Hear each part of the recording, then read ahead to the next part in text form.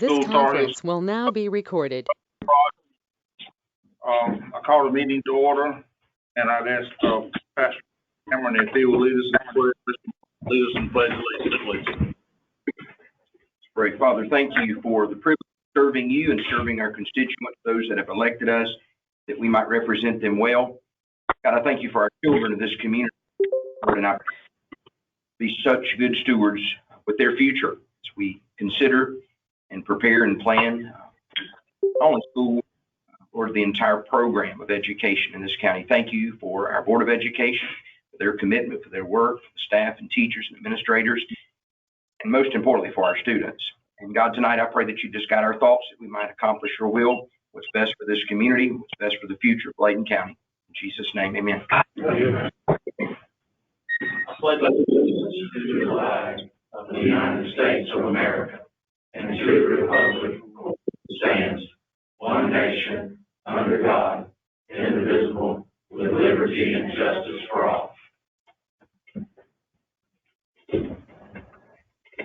Robbie and Rusty is going to come do the presentation, and this is a joint meeting, and Board of Education members, please feel free to speak. You're at home, and commissioners also. If you got a question, just raise your hand, and I'll get to you as soon as I can, and we'll just open it up like that, and I'll turn it over to Rusty at this time. We'd like to thank you for having us here tonight. We think we got some exciting news. It's been a strange year trying to plan a school with everything going on, but we hope we have some answers for that. I would like to introduce a few folks so we do know who's who that's not known as me.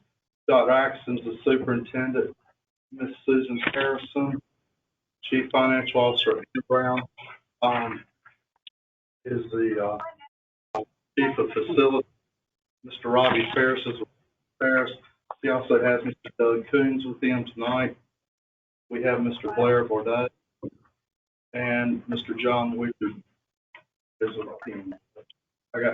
And the Assistant Superintendent is with us. Rusty, I forgot. So on the Zoom call, we have Mr. Mike Cogdale, Mr. Corey Singletary. Who else is on the Zoom call?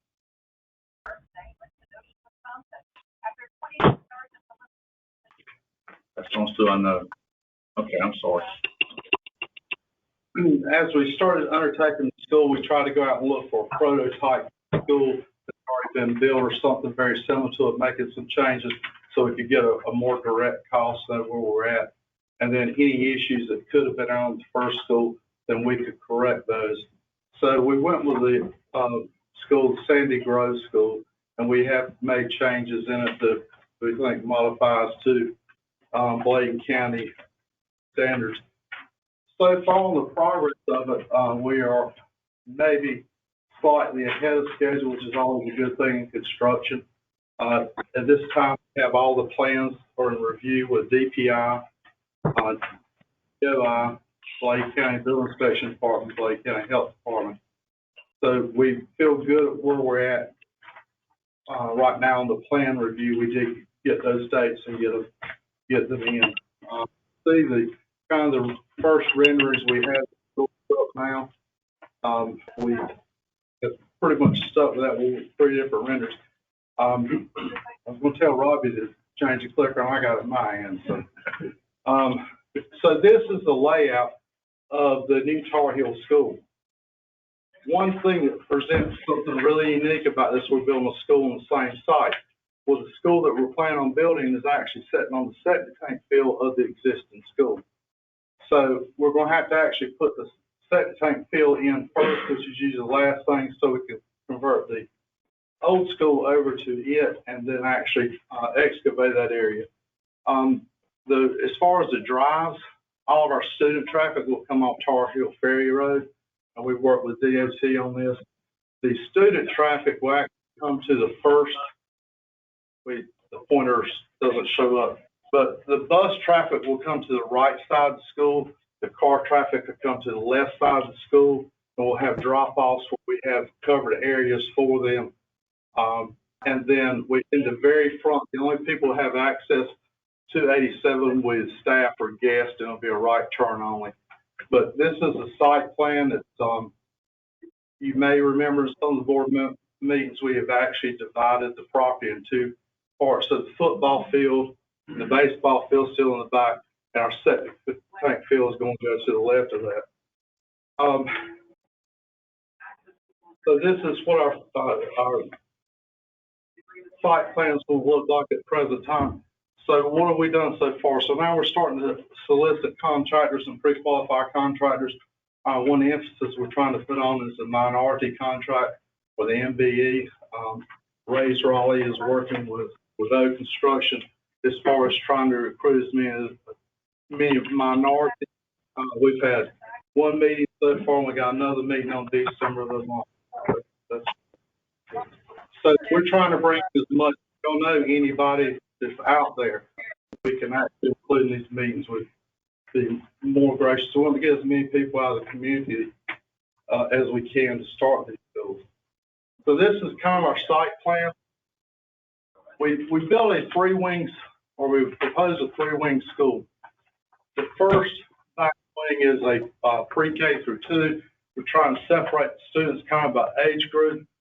The pre-K is a little bit different wing in that it has its own bathrooms in each classroom.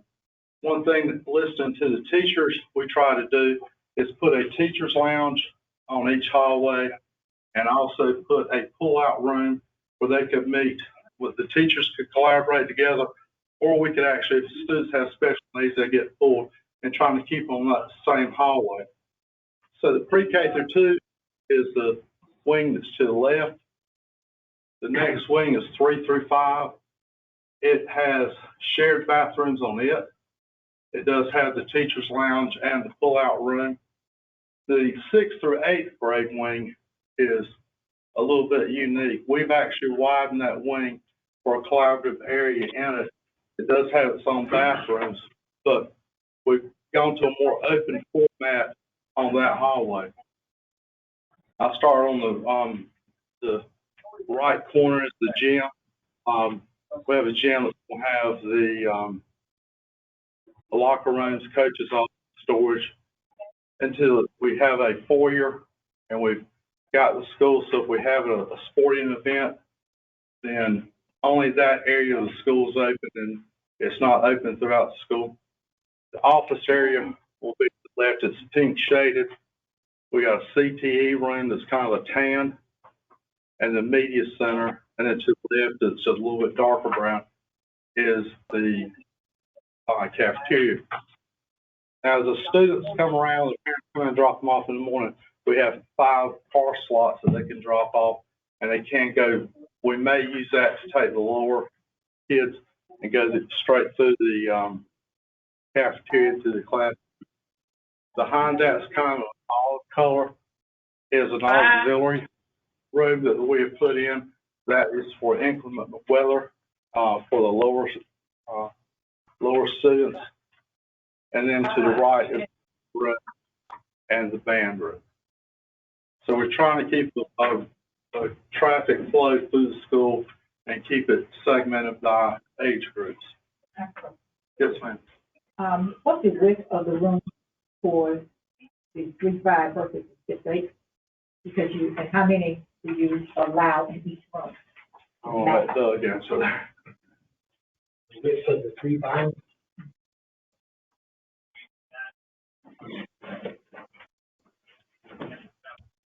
I have to look it up. Oh, okay, I can get it later. Because what I know is the capacity for each one of those rooms, because They're designed around the DPI those grade levels. And while you're looking at us, I'd just like to know how large the auxiliary is. That is on 2,100 square feet. 2,100 feet is 30 by 70. On that same subject, I think you may have gotten to this yet, the gym. Is it larger than West and East Bladen gym? It's a little bit small. I'm actually going to show you some pretty good slides on that. So this is kind of how we laid it out in the 3-wing where we get the flows through. This is the front proposed. We are proposing, you see the solar panels on the roof, then Robbie's going to elaborate on that, which I think is one of the It's going to be a blessing to Bladen County. So you can actually see the buses will pull to the left, the cars pull, I'm sorry, buses to the right, the cars to the left. Then we have an open canopy. And this is going to be a closer view. This is going to be the main entrance. There'll be 3 sets of double doors that the majority of the students will go through. Now, in the event it's after hours, as far in the morning and the afternoon, everybody will have to route through the office, and there will be a security for there before they can get into the school. This is the gym area. As far as you're standing at the back of the gym looking forward, you can see 3 sets of double doors. We've gone with an open concept here, round concept. You can vaguely see it, but on the far left side, we've got a trophy case. We have a memorabilia area on the wall for Plainview and Tar Heel. Now I'm going to show you this looking back in the other way. This is the next slide. This is actually standing in the lobby, and it's looking into the gym. So the 2 doors are to the gym. The 2 that are to the left, they're solid brown. Those go in the 6th or 8th grade hall. And you can see the trophy case at this point in time. You also have a concession stand.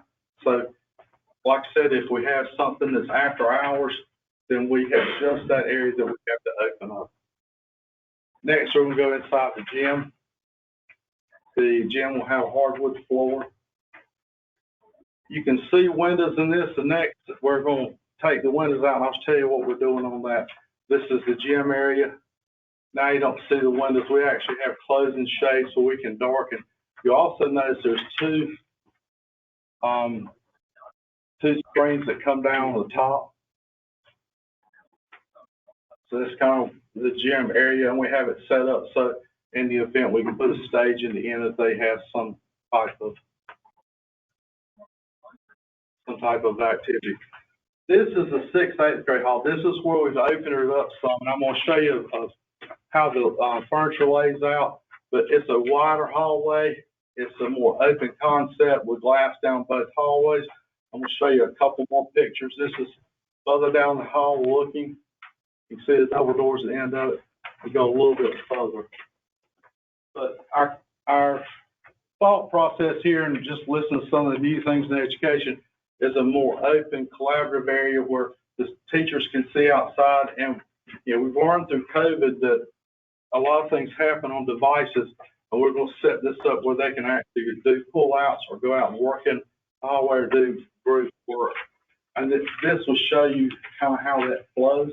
This will be with furniture in, and you can see how you have different collaborative areas down the hallway.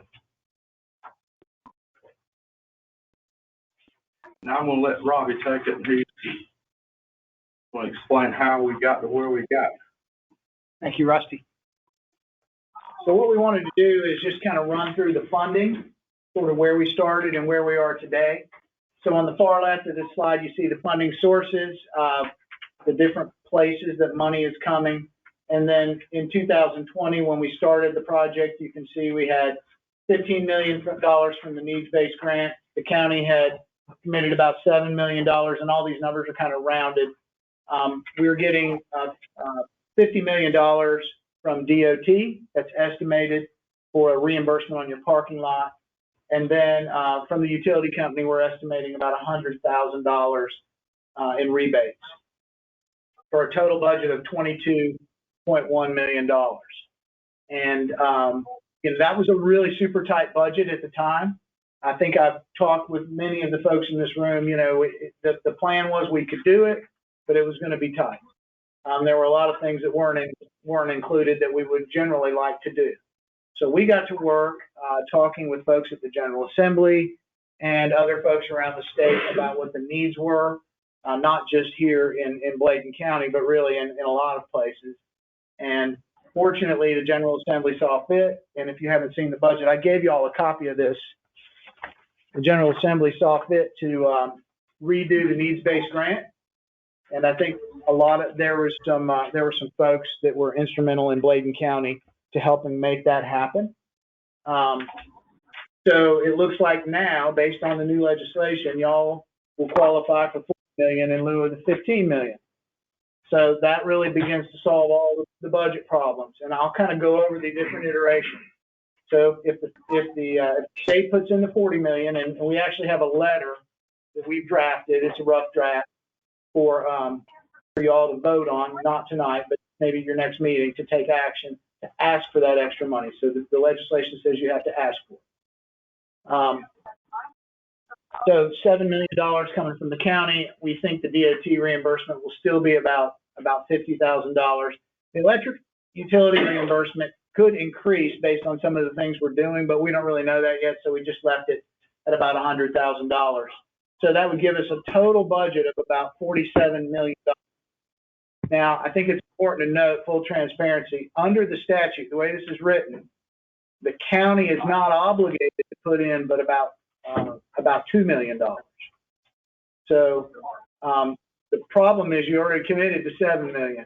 And I think if you went back now to DPI and said, we're only going to put in the $2 million, the new legislation requires, I think nothing in the statute that says there's anything wrong with that, but I think you might want to think about that.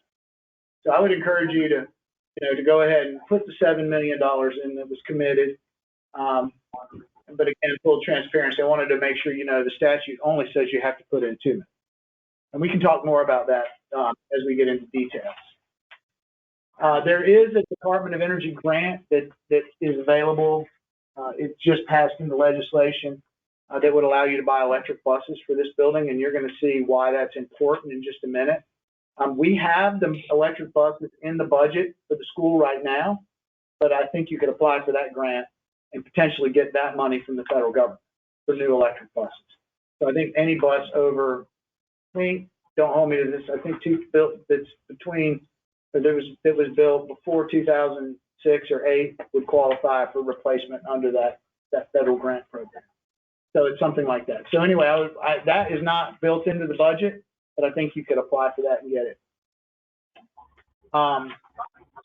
Okay, so those are the funding sources, where we are today and where we started. Are there any questions from either of the boards? Yes.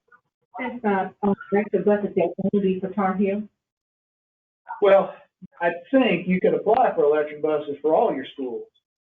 Okay, but if the Tar Heel, will they have EV stations there for them, or how would that be? We will have the charging stations at this school for the buses for this school, and it's all interconnected to the solar panels that we're going to propose and everything. So if you were to get electric buses for all your schools, you probably would need to install charging stations either at the schools or at a central location. Now, I want to make sure the Tar Heel, because they would have the stations up. Yes. You said something about not voting on this tonight. Why? I don't know if you're able to take action tonight. If you can vote on it, that'd be great. I mean, that would be most ideal, actually, but. Well, we weren't prepared to take action, so we're not going to take any action tonight. And we'll talk more about next steps as we get to the end and moving forward.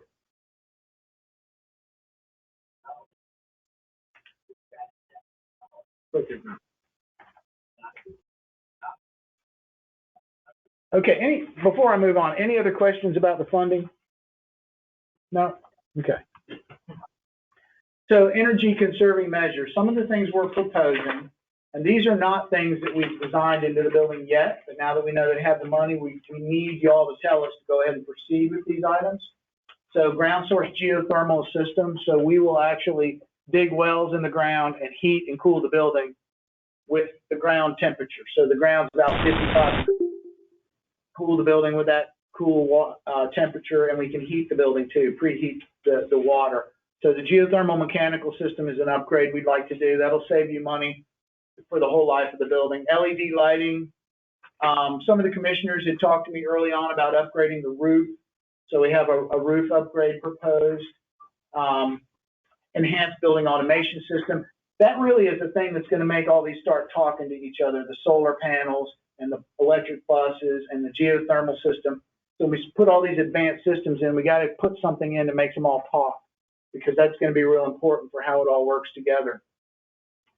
And then the solar panels, of course, and the electric buses. So all of those are items we have in the budget that we would like to go ahead and do the design work on that. We haven't done it yet, but we can do that if the boards choose to have us do that. Yep. Are you willing to, I mean, or have you planned already to have the same type of technology like heat and cool? I say you said it's geothermal because it comes with system for the whole building, fire, all that, right?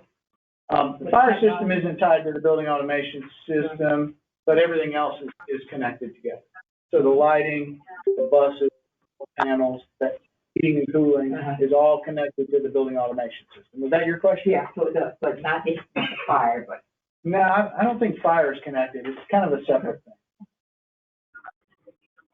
All right, any other questions about these upgrades that we would like to make? Got one, I'm sure you already answered this, but it's good for us to know. I think, there are places where electric cars work really well, places where electric cars don't work so well if you have a long commute or more of a rural area. So we know that the electric buses are a good fit for Bladen County or Tar Heel. We do. We've checked your route distances, and they're actually pretty short. 30 to 40 miles, I think, are your travel distances. And Doug, what was the travel distance of the buses we looked at the other day? By the way, these buses are built right up there in High Point. Thomas buses, they've been making them now for a few years.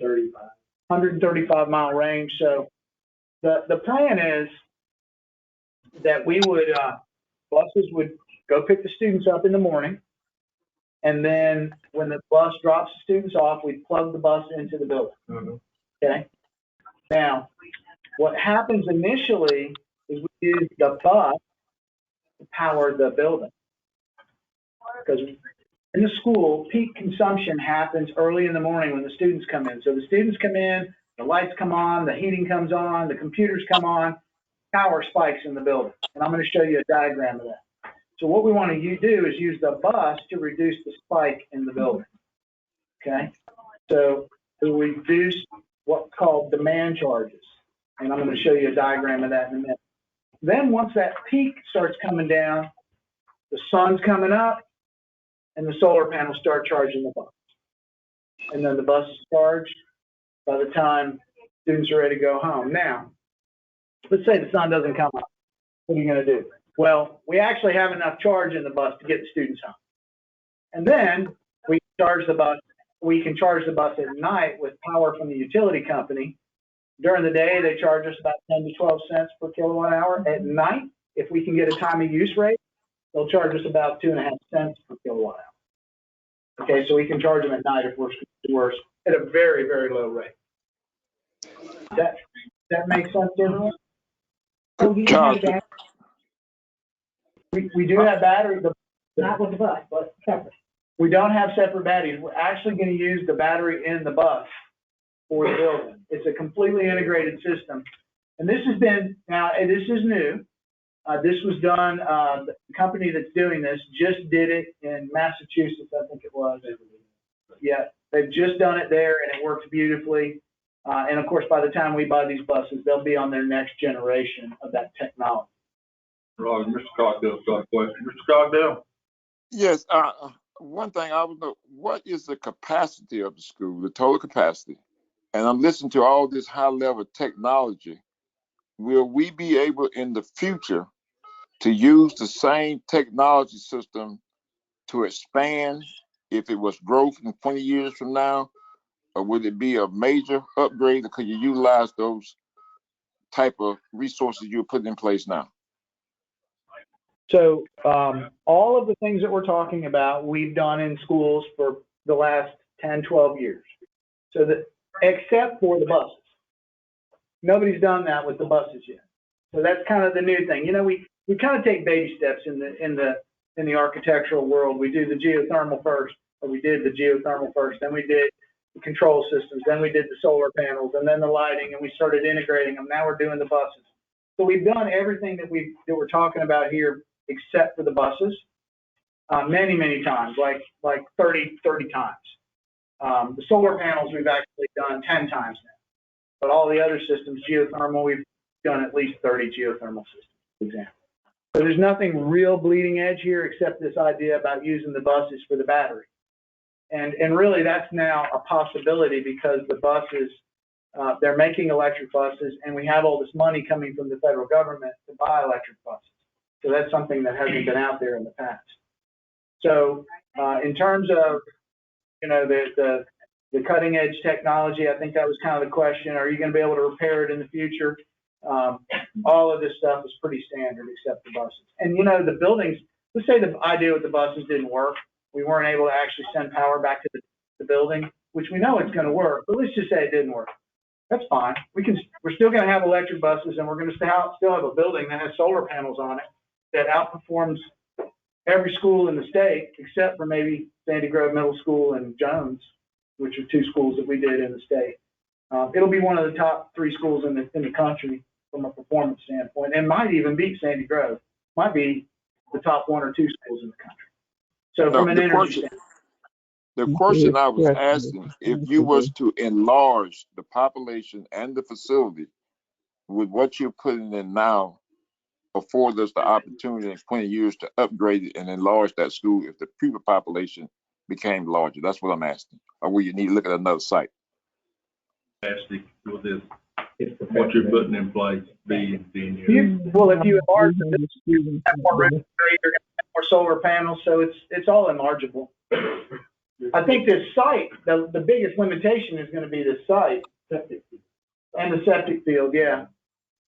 So we're going to be producing a lot more power off the roof than we even need. Yeah, we'll probably generate 60% more power than we need. So this is we're actually generating that so we can charge the buses. Think about it now, you're buying diesel fuel. You won't have to buy diesel in the future, which is a lot of money moving forward. Cocktail, if you have to expand it, you have to expand the footprint. Yeah. That's what I was asking. Would that footprint accommodate another additional 200 students on that site, or would you have to look at doing something entirely different? That's what I was asking. The site itself is pretty tight. You can see the wings. We've already added 6 classrooms to the wings, and that we're pretty close to that road in the back. I mean, we might be able to add maybe we could add another 6 classrooms. But your dining room and your core capacity, you can't increase that. Yeah. You would oversize it for 20 years and then maybe use it to. Yeah. Okay. What's the current student capacity with this? 800. 800? Good, Rob. Okay. All right. So I'm going to move on now to the energy conserving measures cost analysis. So just to kind of put in perspective, for your 2 schools that you've got now that you're bringing together, you're spending about $192,000 a year on utilities, on electricity. If we were to build a brand new building of this size, traditional building, the power bill would be about $130,000 a year. So just a conventional building is going to save you money. The diesel fuel for the 4 buses, for 4 diesel buses, would cost you about $80,000 a year. So in today's market, if you built a brand new traditional school with 4 diesel buses, you'd be spending $210,000 a year between electric and diesel fuel. With what we're proposing, we think your power bill is going to be about $30,000 a year total. So you're going to save about $180,000 a year, which actually you're upgrading the building with the money from the state, and you're saving county money. Now, that's $180,000 year one. I know this is really small, and I can't even see it, but if you add that up over time, if you inflate it at 5% a year, that's $15 million over 33 years. So that's $15 million that the county won't have to spend on electricity. On electricity. So, and obviously that depends on the inflation rate. You know, I think electricity went up, depending on where you're at, about 15% this year. We've assumed 5% a year. I don't know what it's actually going to be. If it was only, 3% a year, that $15 million probably about 13 or 12 million. But it's a lot of money. Bottom line is it's a lot of money over time. Other thing you can do is you can use the building teaching tool, and this is something that we have really, really been very successful with. So because the building is really high tech, now we can start an energy Club, and the kids that want to be architects and engineers and contractors, they join the Energy Wise Club, and they become the ambassadors for the school. They give tours, and they compete nationally at competitions. And because these students have a building that can actually be used as a teaching tool, they win the competition, like national big con. It's exciting. It's fun. These students become, I mean, you know, one of the best stories I've ever. Right. Sorry. Go ahead. Was there a question? No. One of the best stories I've ever had was a little girl at Sandy Grove Middle School. She's at the elementary school, and her and the principal were talking one day, and the principal said, "What do you want to be when you grow up?" And she said, "Well, my mother and my grandmother work at the House of Rayford, so I guess I'm going to work at the House of Rayford." And then y'all know the House of Rayford closed, right? Well, the little girl and the principal moved to the middle school that we had just built with the solar panels on it. And the principal said to the little girl one day, "Now that the House of Rayford's closed, what do you want to be when you grow up?" And she said, "I want to be an engineer. I want to design solar panels for a living." And I love that story. That's what it's all about. As an architect that does these kind of buildings, it's pretty exciting. Any questions about that? Okay. This is just a little bit about why it's important to use the buses as a battery for the building. So that red line at the top, peak demand. So this is the demand curve for Sandy Grove Middle School. Well, obviously, your school's not built yet, so we don't have a demand curve yet, but this is about what yours would look like too. So if this was a normal building, your power consumption in the morning would peak at about 220 kW.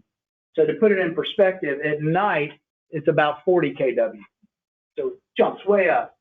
And then it stays up for about 15 minutes and it comes back down. But you get charged for that peak, the difference between 40 and 220. Utility company assumes you're going to peak that much every hour of every day for the entire year. And that's half of your power bill is that peak. So the goal is to push that peak down, get that peak lower. So you can see from this chart at Sandy Grove Middle School how we've been able to push the peak down. With your buses, using the buses as a battery, we'll probably be almost a straight line. You know, instead of it coming right over here, instead of that peaking right there, that's going to get pushed way down. So it's going to drive that demand charge way down. That's why it's important to use those buses. You know, we just haven't, as an industry, we haven't wanted to spend the money on batteries. If you're going to buy an electric bus, you already got the battery in the bus. Why not use it? Any questions about this? Does this make sense? Yeah. I have solar in my house. Okay. Okay, and I have the batteries, but I have a battery. So I understand what you're saying. But if you're going to take that, like I said, you're going to drain that on the bus during the day, and you're saying that. So the rest of the 2 hours, from 11 o'clock until 2, now those batteries will be recharged. So they say it takes about 3 hours to charge a battery. But remember, we don't need them fully charged to get the kids home because they're only driving 40 miles. So even if it's a bad day, a cloudy day, we're going to set a limit on it to make sure there's always enough power in the bus to get the kids home. So we can program that. That's a really good question, though. Do you know about how much range the buses will get on a full charge? What was, Doug, you just said 135 miles. So if And those batteries are 225 kilowatts each bus. So you've got a megawatt of energy storage. What we originally were looking at doing is doing a hydrogen battery to shave that peak off he's talking about. And then Dr. Heavenridge told me, he said, you know, we can get electric buses, and the first question I asked him is, how many miles of drop cord do you need? He did actually bring up a good point, because instead of us putting a hydrogen battery out there, we could buy a bus and use the battery off it, and we could use it for more than one thing than just a battery. It makes sense. And we will program it to make sure there's enough power in the bus to get the kids home. We're not gonna leave them stranded. Back up one question, back way back. But, You didn't really say anything about like safety or security, being on a main road like that, obviously. You know, what would keep, somebody could go from 87 to in the building pretty quickly. So what's in place for safety at this point? Okay, so help me understand what you're talking about. Security. Keep somebody from going in. So there's a secure vestibule.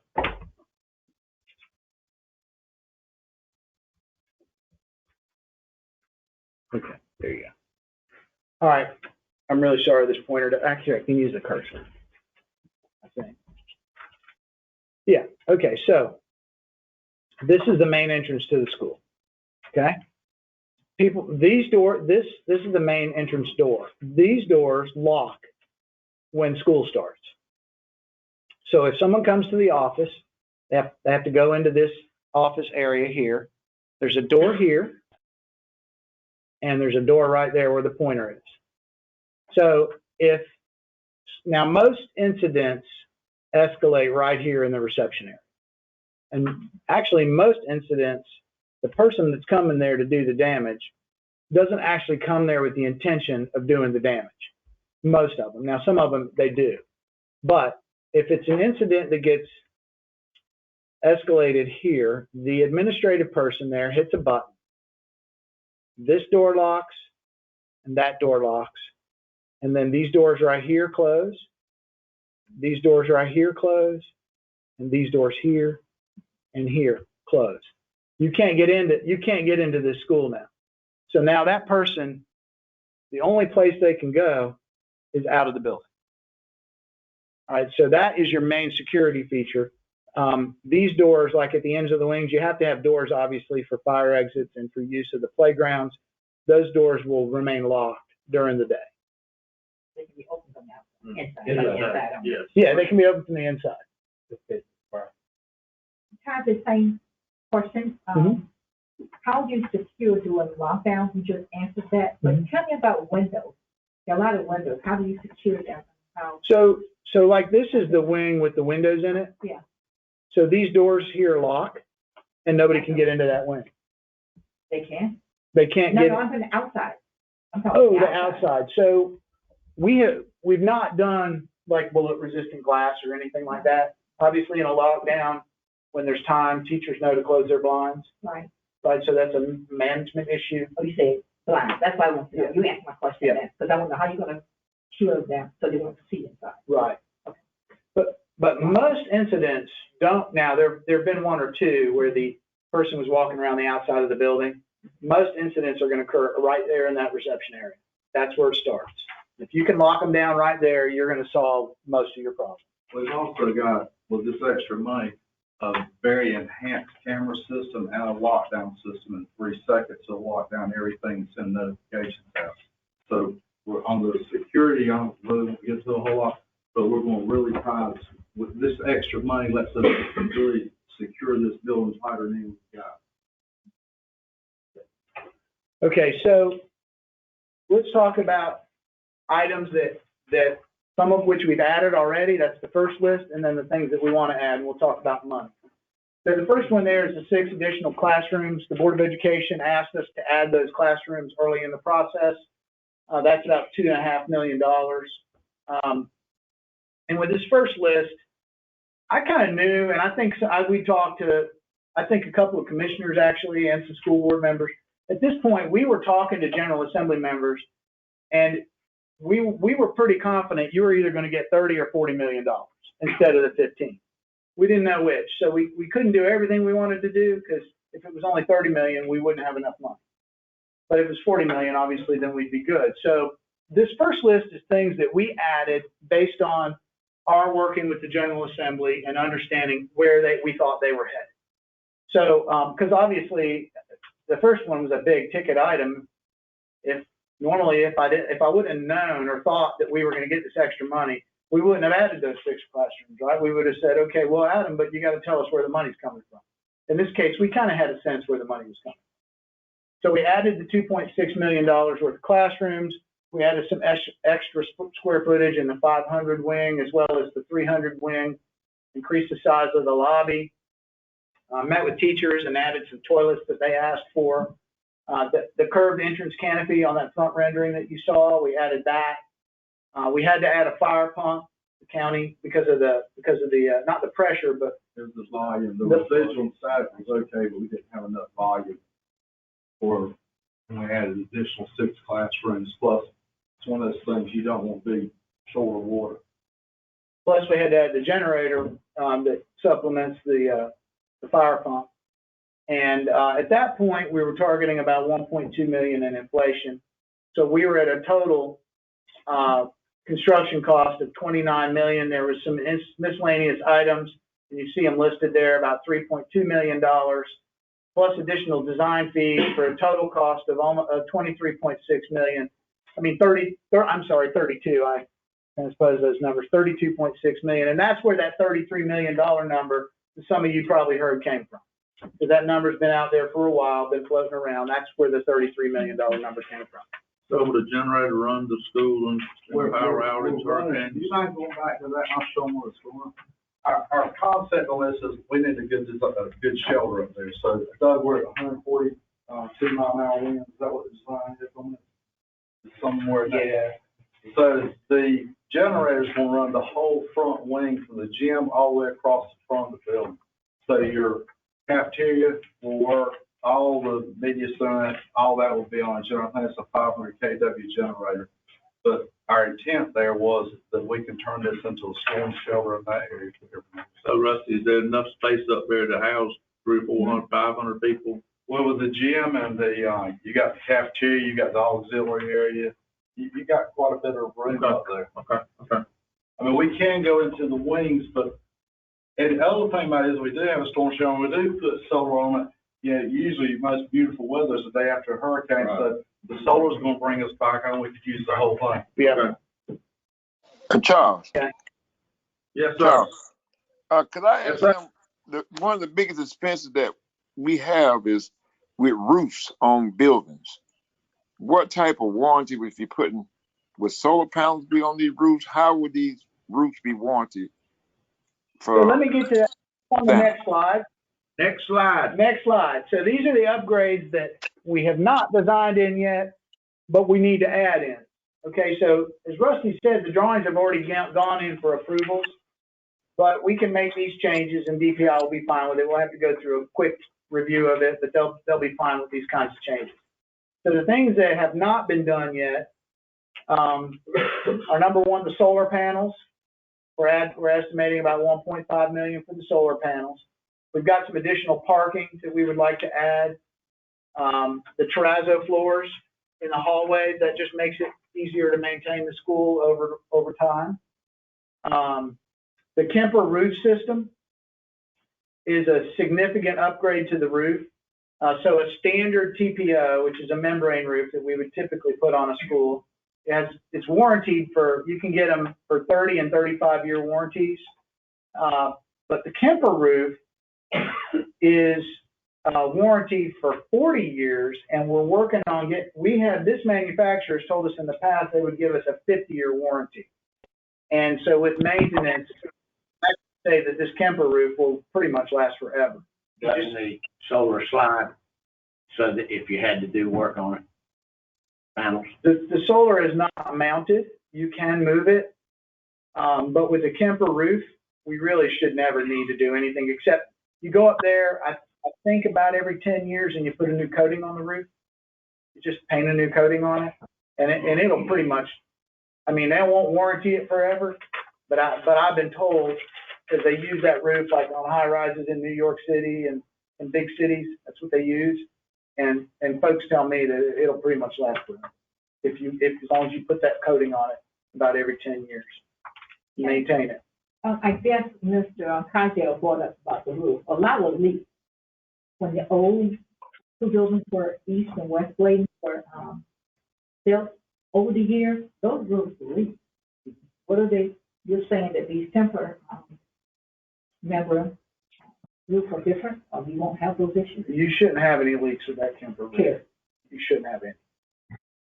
And then you're saying you put the on top of that, so now the integrity of the roof is going to be compromised. Well, no, it's not compromised. It's important to get a good roof because the solar panels are going up there, but it's not compromised because remember, solar panels aren't screwed down. They're just sitting up there with ballast on them that holds them down. So there's, the only penetrations, and really they're not through the roof, it's through the walls, is electrical. So the electrical wires come together and goes through the wall. So you shouldn't have a bunch of holes in the roof. Not on the roof, but on the side. On the wall, and there's only a handful of them, like maybe 3 or 4 in the walls. I mean, you'll have penetration. That's normal. That's normal business for buildings. You always have penetration. Does that answer you? It won't damage the roof. No.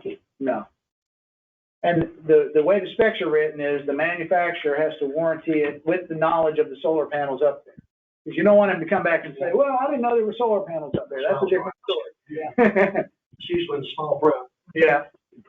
Yeah, it is, unless you tell them in the specs that you've got to warranty it with the solar panels. Next question I want to have, Mr. Chair, is in the event that we have a storm, 144 mile an hour capacity, what is the concern that we should have with the solar panels up on that roof during that time? They'll be designed for the wind in the code, which this is not a real high wind zone, but it's higher than some places. Like, we did a bunch of solar panels at schools at the beach, and that's a real high wind zone. We got a school a half mile from the ocean. That's a heavy wind zone. So you can easily design them with the ballast or the high winds so that they meet the code. Okay, I'm sorry. Owner preferred alternate. So there's a handful of things like controls and valves and door hardware that you want to have match your other buildings. Sometimes it doesn't cost us anything. Sometimes it costs a premium. We've got $246,000 that we're estimating for those owner preferred alternates. Again, on bid day, it might be 0. But we got to count on it maybe something. The car charging station, $68,000. That's for just a handful of charging stations. We think it's smart to go ahead and put those in because more and more people drive electric cars. The geothermal HVAC system is $1.1 million premium. And again, I've seen that only be a $400,000 premium. Is that Polk County up there? Mm-hmm. Yeah. They're getting ready to install some of those new building. They might install them free for you. They might. Electrical charging system, can any member of the public use those? It doesn't matter how you set it up, but yeah, I mean, most of them, all of them that we've done so far, anybody can drive their car up and plug in. All right. And you could limit it, but most folks have not. Well, we probably not. I wouldn't want it up into the public school closing, school going on. I wouldn't want that. Yeah. So I'd say my opinion would be no. One thing about it though, if they have to pay for charging, then that'd be funding that we can collect. Yeah, it's generally, if you're going to charge people, you might want to outsource that to a third party because I'm not sure you want to be in the business of collecting that revenue. It's almost more trouble than it's worth. That's why most people. Right. It's a completely different charger. It's one with a credit card machine on it or a fob on it that you read. I have one in my car, but it's a completely different animal. We can get into that as we move closer to the construction. Inflation, we got 4.4 million in. So it's crazy what's going on in the market right now. I know y'all are hearing it on the news. Everyone is. We just the job we just did, just the steel was $4 million over budget. Just the steel. That's one item. And I don't know, Blair or John, but anything about inflation, it's just. Yeah, I would glad to, Robbie. I mean, obviously the inflation numbers are reflective of kind of the industry trends that we've seen. So we haven't seen a linear thing across all trades. So like Robbie said, the steel, which affects structural steel, it affects conduit, it affects duct, reinforcing in your concrete has been significantly increased. We have not seen as large of an increase on concrete masonry products. So we worked with Robbie and his team, for instance, and have worked to develop the structure using hollow core, which is a concrete roof structure to mitigate some of the escalation costs. So, there's been a lot of back and forth pricing exercises going on to kind of mitigate those escalation costs. I'm not spending a lot of time talking about it, but Blair and John and their team, I mean, these numbers, they took that roll of drawings that Doug has in his hand and they went out to the market and they got real pricing. Now, obviously, it's not out for bids. We got to bid it. And that comes after all the approvals and all the changes get made. But these are really good numbers and they've worked really hard to get us where we are today. Again, there's those miscellaneous items that are listed there. And let me put some light on this. Like, for example, in that original $22 million budget, we didn't have playground equipment, right? Now in the budget, we have nice playground equipment with the rubberized pads that go underneath it. It's just really, really nice. We have nice furniture and technology. In the old budget, when it was 20 million, 22 million, we were like taking stuff out of the old school. That's how tight it was. So we've been able, with this additional money, we're going to really be able to do it right and provide a first-class facility all the way around without really skimping. The sewage system was, they were going to have to pull that out of another pot because it wasn't in the original budget. So now it's in the budget. So everything's really covered there. That gets us to, with the additional design, we are proposing, if we do all these high performance systems, 3 years of optimization services. So that's where we have an energy manager. The first year, he's almost full time, watching everything that's going on in the building and tweaking how this building operates. The second year, less time. The third year, a lot less time. So it takes about 3 years to fully optimize a building. And then once it's optimized, the school staff can do it. But it does take time to optimize it. We don't have to provide that service, but if we don't do it, you're never going to really know whether you're getting all the bang for your buck. So I would encourage. Mr. Peterson, could I ask one question? And I heard him talk about the inflation rate. What is the projection? When we started, this was at 22 million, and over the last 10 months, it's gone up now to 40 million. How soon does this project need to be initiated before we start seeing costs start rising again? Can we build it if we wait 3 months, 2 months? Or how soon does this program need to be initiated?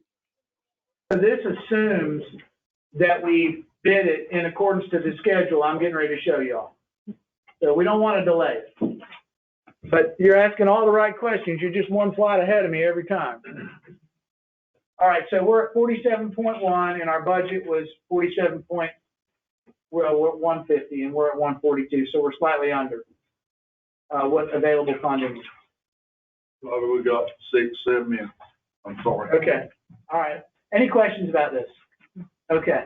I got one question. What type of filtering system do you have for your AC and heating when viruses are involved? So we have a bipolar ionization system that we're going to put in the ductwork, plus all of the other improved filters that have just come out on the market. We only have 3 action items for you all to consider. We need both boards as well. I'll go over them with you real quick.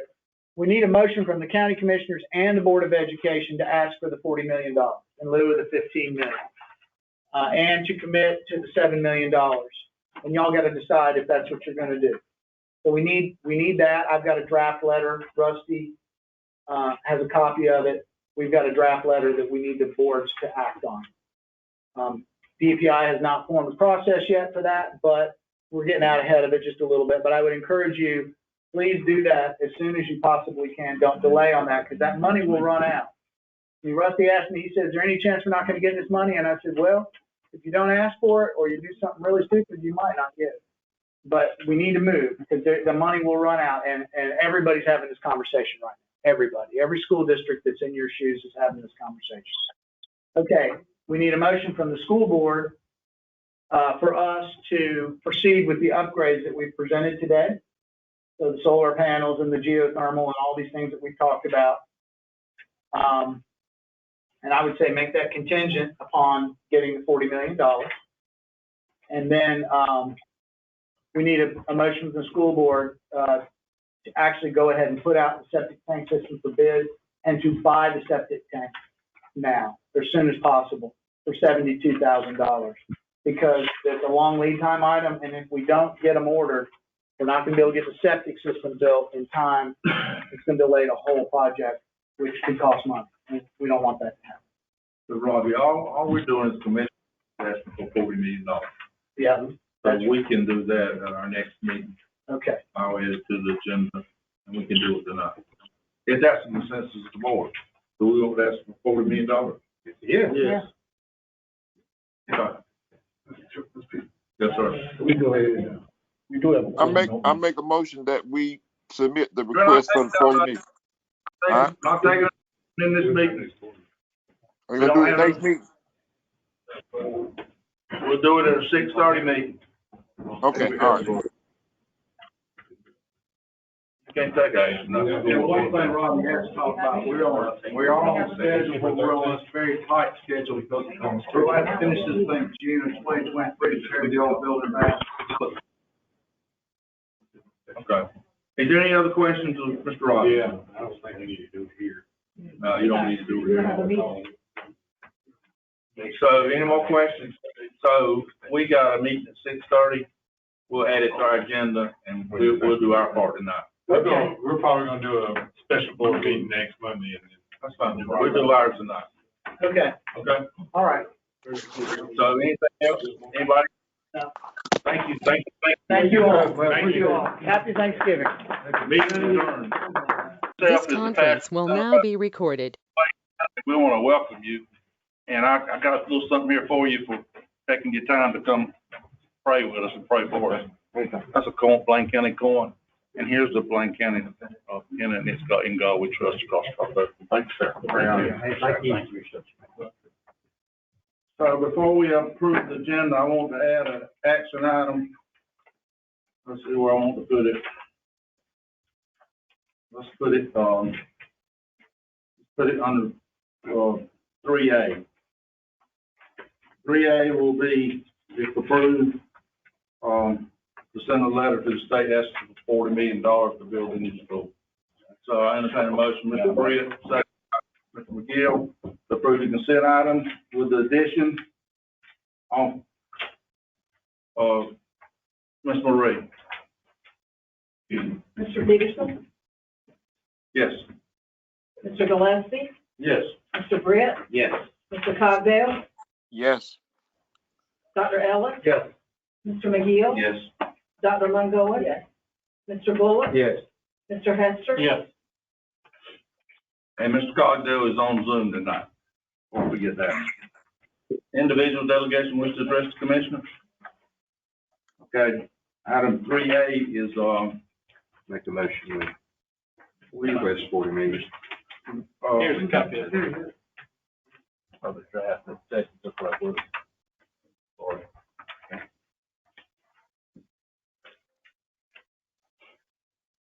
So we are gonna ask the state for $40 million to build a school at Tar Hill. Yes, that's Mr. Cameron's motion, and Mr. Britt seconded. Any discussion? So what this, Can I ask you, yes, ma'am. and in here also, it says that we will continue the 7 million versus the 2 million. Well, we're talking about $40 million now. Well, it's not, okay, it's not on here, okay, all right. So, you know, we got $15 million a few months back to build a school in Tar Hill. State's generously gonna give us $40 million to build that school. And we got the request for the $40 million plus the county, if it's approved, the county will put $7 million in there to build. Okay? So, Ms. Marie? Mr. Peterson, Yes. Mr. Gillespie, Yes. Mr. Britt, Yes. Mr. Cogdale, Yes. Dr. Ellis, Yes. Mr. McGill, Dr. Mungoa. Yes. Mr. Bullock, Yes. Mr. Hester. Yes. Okay, matters of interest, commissioner, anyone have anything? Any commissioner have anything tonight? So I declare the public hearing open to receive comments regarding the forgiveness of forgivable loan to Bladen County Agro-Industrial to assist in financing the construction of the Delta expansion project. Anyone here to speak on the public hearing? If not, I declare the public hearing closed, and I entertain the motion by Mr. Britt, second by Mr. Gillespie, for the county to consider forgiving the forgivable loan. Any discussion? Ms. Marie? Mr. Peterson? Yes. Mr. Gillespie? Yes. Mr. Britt? Yes. Mr. Cosdale? Yes. Dr. Ellis? Yes. Mr. McGill? Yes. Dr. Monroe? Yes. Mr. Bullard? Yes. Mr. Hester? Yes. Item 6 is Bladen County Schools, Mr. Rusty Worley, Maintenance Director. We're asking for you to approve the capital outlay projects from July 1st to November 15th in the amount of $150,101. Pleasure of the board. Motion by Mr. Brett, Ellis, any discussion? Ms. Marie? Mr. Peterson? Yes. Mr. Gillespie? Yes. Mr. Britt? Yes. Mr. Cosdale? Yes. Dr. Ellis? Yes. Mr. McGill? Yes. Dr. Monroe? Mr. Bullard? Yes. Mr. Hester? Yes. Item 7 is Star Communication. Mr. Martin, you want to probably know the gentleman that's here. Yes, sir. We're pleased to have representatives from Star Telephone with us tonight, Mr. Kyle Randleman and Johnny Easton and a couple of others, it looks like. But as you know, broadband is an important issue, and we're glad to have you and welcome you and look forward to your presentation. The other gentleman want to come forward, or are you okay? They just slide up two more chairs, or just one? Okay. Thank you. You have the floor, sir. All right, thank you. Appreciate Mr. Martin inviting us down here to kind of give y'all an update of where we are on broadband in Bladen County. And we know this is a most important utility now, especially during COVID. It really kind of showed from a Star Telephone aspect, being a membership cooperative, where we need to put more broadband and more fiber optics. So that is Star's main objective right now, is to deploy fiber optics in both Sampson and Bladen counties to the fullest of our extent. So we've had some good luck. We've been blessed to get the NC Great Grant in some areas. We've also been very blessed to have the Reconnect grant, the federal Reconnect grant, which I'm sure some of y'all heard. It was approximately about $32 million for us to try to get to these areas that were underserved. And so today, to give you an update, we're making good progress with the fiber deployment. At this time, if I was to give an estimate, Joe, you can speak whenever you need to, but I would say right now in Bladen County, we provide high-speed internet, probably 25 to 30% with fiber optics today.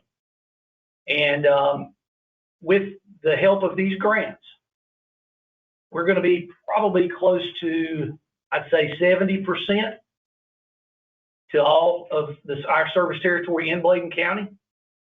And I wanted to let y'all know tonight that we are going to be going after a third round of Reconnect money that would help in the Cypress Creek and White Oak exchanges that are badly needing service. Now, good news is the Star made the decision many years ago that we were not going to let anybody do without internet.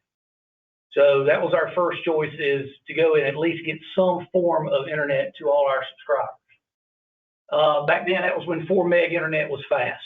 So we all remember those days. And that has progressed now with Zoom calls and everything else that we must upgrade our plant facilities, which is a very expensive endeavor.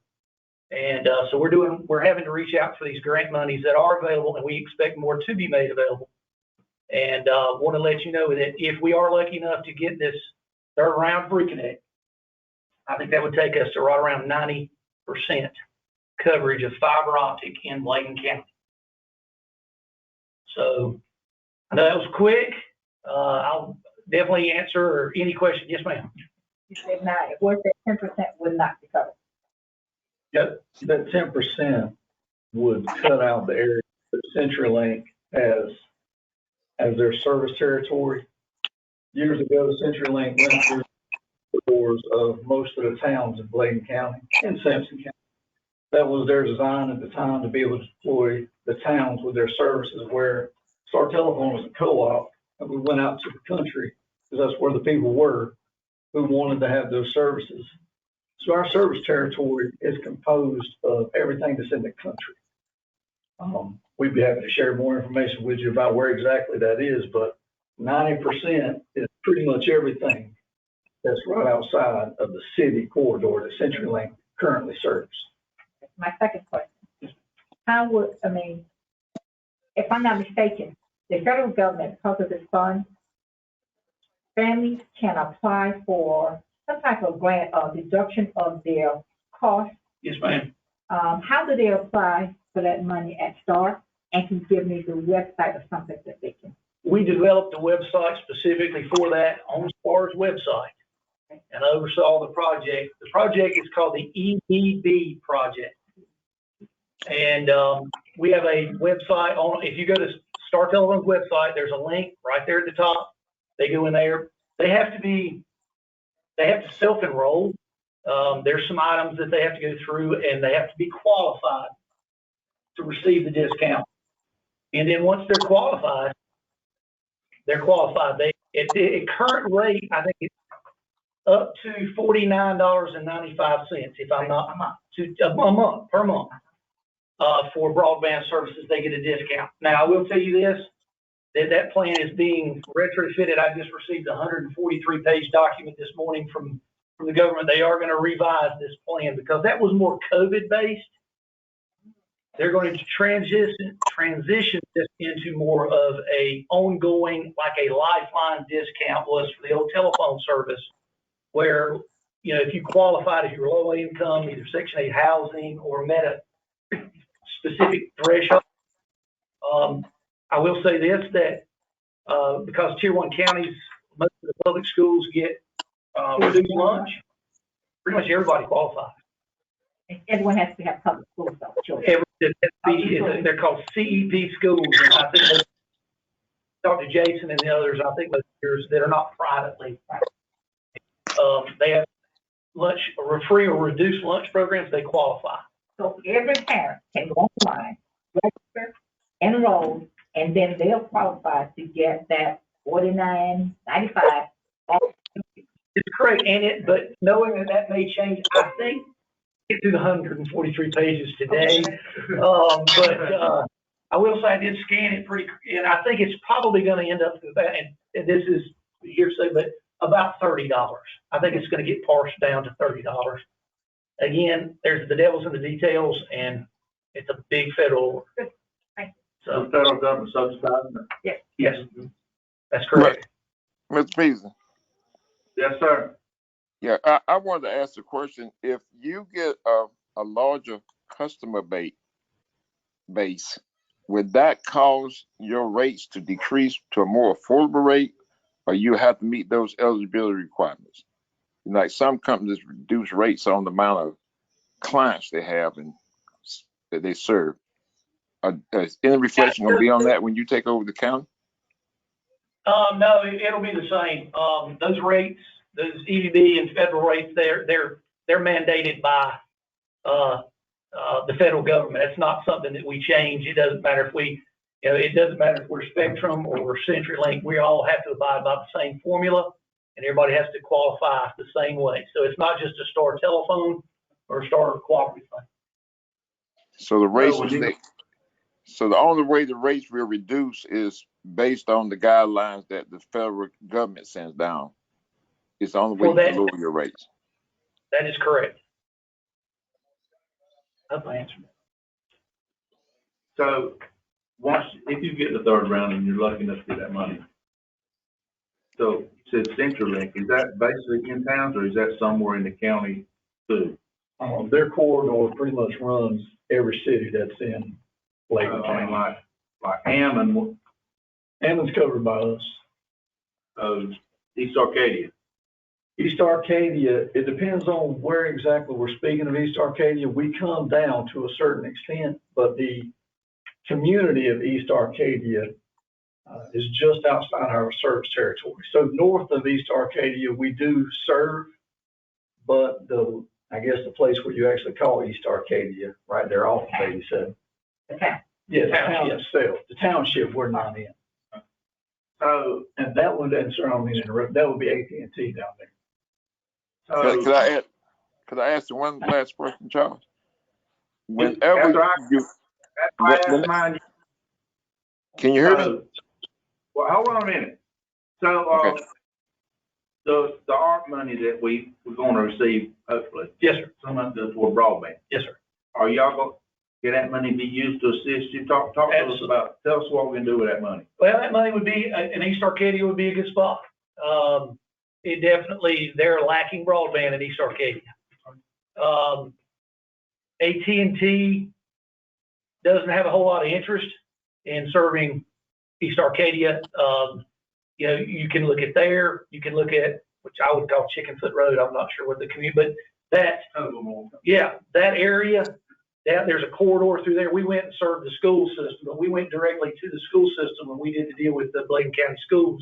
We didn't really do distribution through that area.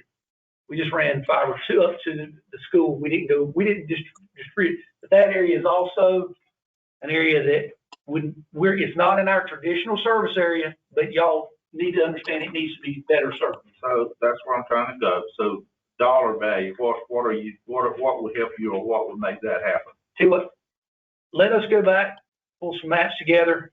I can get some of the staking group to go out there. We can kind of give you all a ballpark estimate of the cost, and we can bring it back to you, if that's fair. Okay, Mr. Cogdell. Yes, I want to know, when I have y'all service now at this point, and I know you can get different levels of fiber optic. What would be the baseline on the broadband? Like I know you can get like 5 megs, 10 megs, 20 megs. What would be the baseline on that broadband service? 25 meg is our base on fiber optics. That's a good speed, and then you can go all the way up to gigabit speed on fiber optics if you want to. Obviously, it costs a little bit more to provide. All right, so that's hold on. Go ahead, Mr. Cogdell. So that 25 would be at that 49 rate that you're talking about, maybe possibly getting the rebate down to 30. That's the plan, yes. Okay, that's what you're looking at now. That's what we're trying to get to, yes, sir. Okay, all right, thank you. My question on East Arcadia. I know you went to the school. However, you serve another half a mile on one side of the highway, 10th Store Road. They have 669 exchange. Kelly Exchange, yes, ma'am. That's exactly right. All that, they still have that. But on across the street, 10th Store Road, they're AT&T. Could you not serve them? Well, with the help of some ARP money, yes. The answer is yes, we can go outside of our traditional service territory. So, but I'm only talking about one side of the street. The rest of it they have a spectrum. If we can work with Bladen County, we can. You can do it. We can definitely work something out with Bladen County, because we want to see 100% coverage of Bladen County. And with the grants that we do have already, that we've gotten, you know, the bottom side of Harrell's, Kelly, Lisbon areas, all that's going to be Abbotsford. We already have fiber there in some areas, but there's pockets that we didn't cover. We're going to go back and. I'm in that pocket, I believe. Be just fine lucky if that's the case. Yes.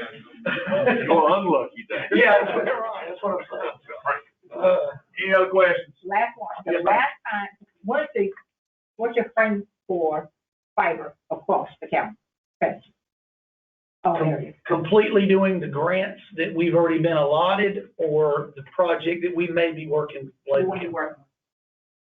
Well, I would say it would probably take us a couple of weeks to get this. The area we needed to hear from you what areas you were interested in first, because we would have to send crews out and go over these areas that aren't in our territory, find out, go pole to pole, whatever, look and see what they have. We would design that area. We would come back, bring a cost, associated with that area. We can divide it into the two areas if that's what y'all are interested in. But I'm really talking about, let's go 87, about Midway. When would they get their service? Because a lot of folks on 87, close to Lisbon, on that area, they don't have a service. Right. When would they get their service? Well, we're coming down, we're finishing what, any of Sampson County, we're finishing our sixth run, or we're kind of starting our sixth run area. We'll be going down through Harold's. We'll go hit Kelly, because it's kind of, you see how we're gonna come down. As we come down, we're gonna feed it. Then we're gonna come across the bottom of Bladen County to Lisbon. And that's what. And you get them there. Yes, ma'am. In that time frame? It's hard to say today. The grant's already been awarded. We have 5 years that we have to have it built, and that was about a year ago. We have run into some issues with some, as everybody else has probably told y'all, with supply chain issues. It's affected STAR as it has everybody else. I was just gonna say, ideally, we would work with STAR, for instance, for them to apply for grant funds to serve unserved areas. But as we understand from our office hours they had today, those grant funds can only be applied toward unserved areas. So if we're talking about areas that may be served by other providers, then that full cost may have to be borne by the county. Well, they're not providing service, they're unserviced. Well, if they have access to, that's just one key. Yes, sir. Yeah. We need to bring it back and we'll go.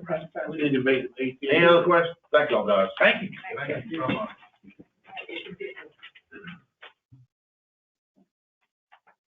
Eight is consider Revenue Department, Nate Davis, consider a bid amount of $4,000.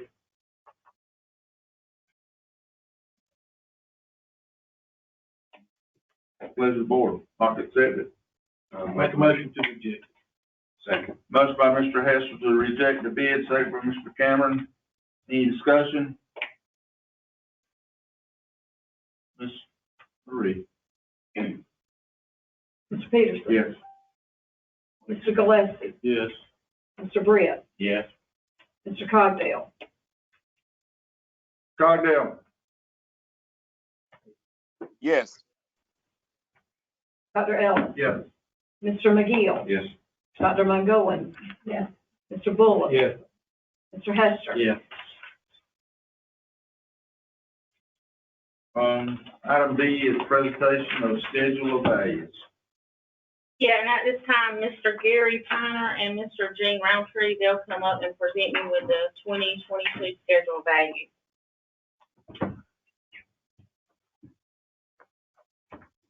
Okay, gentlemen, you got the floor. Thank you.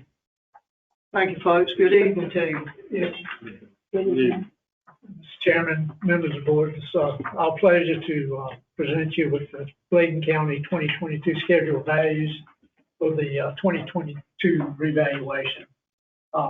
You've got a little, this is about a 300-page document, so I'm just going to highlight just some points on it, and got a little sheet there that I'd like to go by and just kind of go section by section about what the document contains, and then at the end, if you have any questions, please feel free to ask. Just basically prefaces of revaluations are based on mass appraisal, which is different from fee appraisal. That is statistically driven from information that we provide. The preface basically tells you about the appraisal process. It goes through the revaluation process, that the cost approach, the market approach, the income approach, and basically the purpose of a revaluation is to bring everything equity and uniformity to the tax base. As time goes on, this is not about the increase or how much revenue, but to equalize the property values at this time. Authorization, the first section on standards, basically we go by the borrowed Renee's Machinery Act. This is the one of 5 general statutes that pertain to taxation that she goes by on everything. And 105-283 is basically the bringing everything to market value between a willing buyer and a willing seller. Market value is what we strive to get during revaluation. The other standards are basically the Uniform Standards of Professional Appraisal Practices, USPAP. Section 6 is a mass appraisal, and that's guidelines that are in that book also that we use for authorization. Appraisal theory and replacement cost, again, it just explains, about how mass appraisal is done by the land techniques and appraisal techniques. Mass appraisal is basically based on cost manual, and then backed up with sales comparisons. We trace the sales from 2019, 2020, 2021 that taken place, and we'll keep tracking them up through December of this year to see how the assessed value compares to the sales price. Replacement cost, section 3 is basically, we use a lot of times the Marshall and Swift handbook, which is, this is the small one, there's a big one for commercial properties, and that's basically a cost manual for everything in the United States. But we have, as far as area guides that you make adjustments for, like this area compared to, the Northeast or the West. Residential classification standards, we have base rates for all types of structures on page 78. And just to go over that just a minute, base rate that we're using on single family residentials, if you look at the very top, is $90 per square foot. It was previous revaluation, $82.75. But this goes through all kind of different types of buildings, commercial and residential. We also have a little bit further back, and you see there's 99 of those different items. We have on page. Oh, would it be too much to ask to see what I know you got the base rate now, but could we see, like you give us the previous, is there any way to get the previous base rate? Yeah, we can get those. I don't have them all here, but yeah. Yes, sir. We can get those, yeah. We've got a printout. I think we can print, thank you, Renee, we can get all of them and get them to you. Okay. Yeah, but I was just trying to hit the, at least the residential ones. You're good, you're doing good. Okay. The other thing were outbuildings. We call them miscellaneous, and on page 94, 90. Well, they start on page 92, and that's like we always outbuildings, extra features, garage, detached garages, pavement, all different kinds of buildings and different other things that kind of fit in that category.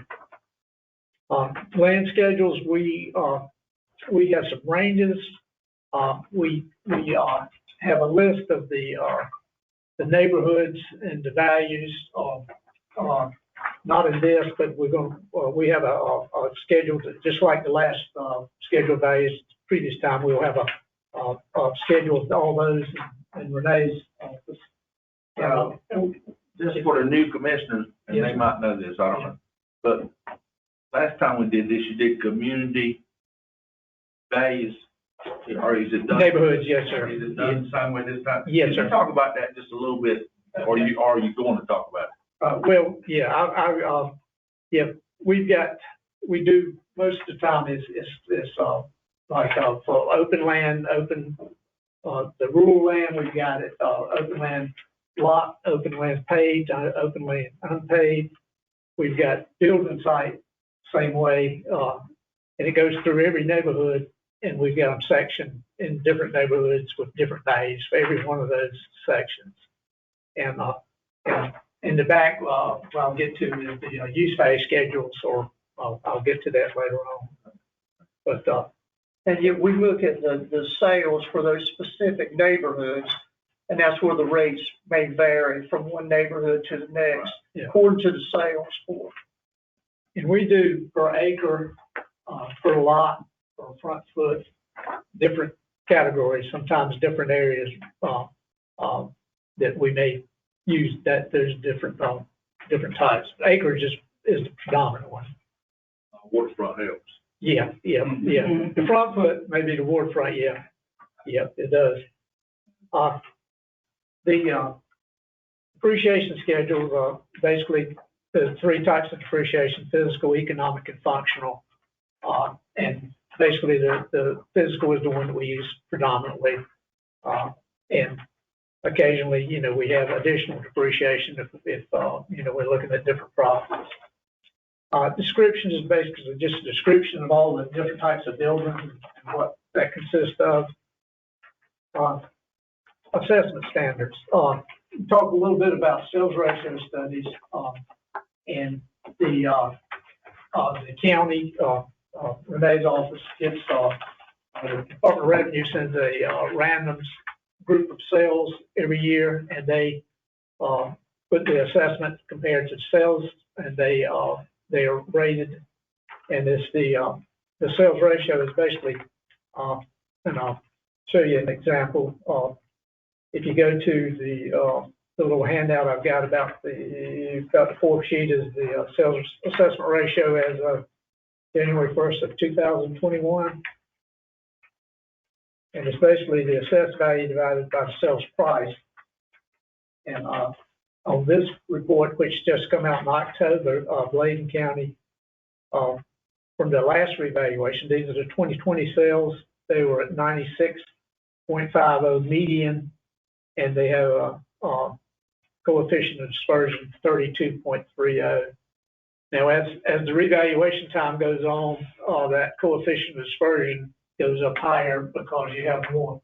I noticed a little statistic thing is, the bell curve where you want to be right at the top of the bell curve. You want to have a lot of items and scattergrams, and the further those outliers get, the higher the coefficient of dispersion gets.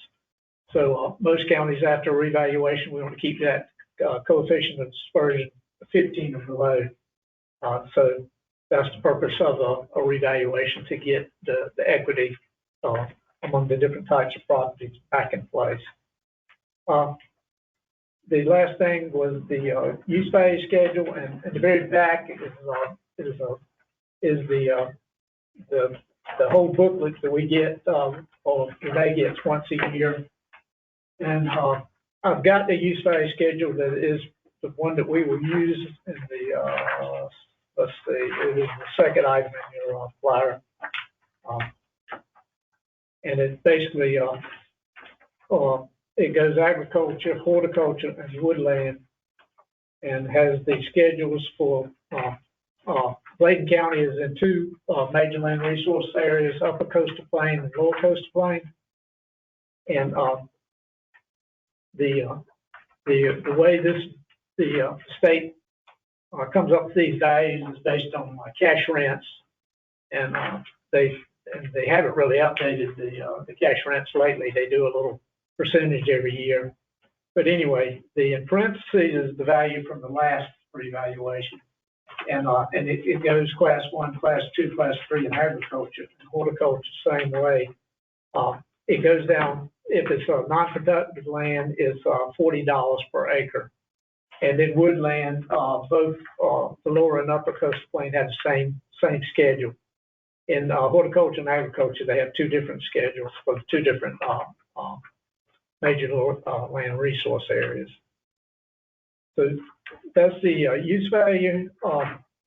The next item I got here is the timeline that we're on, a statutory timeline for the presentation tonight for the schedule values of December 6th, the public hearing for the schedule values, and December 20th for the proposed adoption. A revaluation update on the work. The field work is still is almost complete. December we will continue data entry and reviews, track sales to the end of the year. Notices will be mailed when reviewed, so complete and quality check on all the data. After those notices are sent, we'll have a mailer that goes out to all the taxpayers. They can return that. There'll be a little questionnaire on the bottom. They can return to file an appeal with us.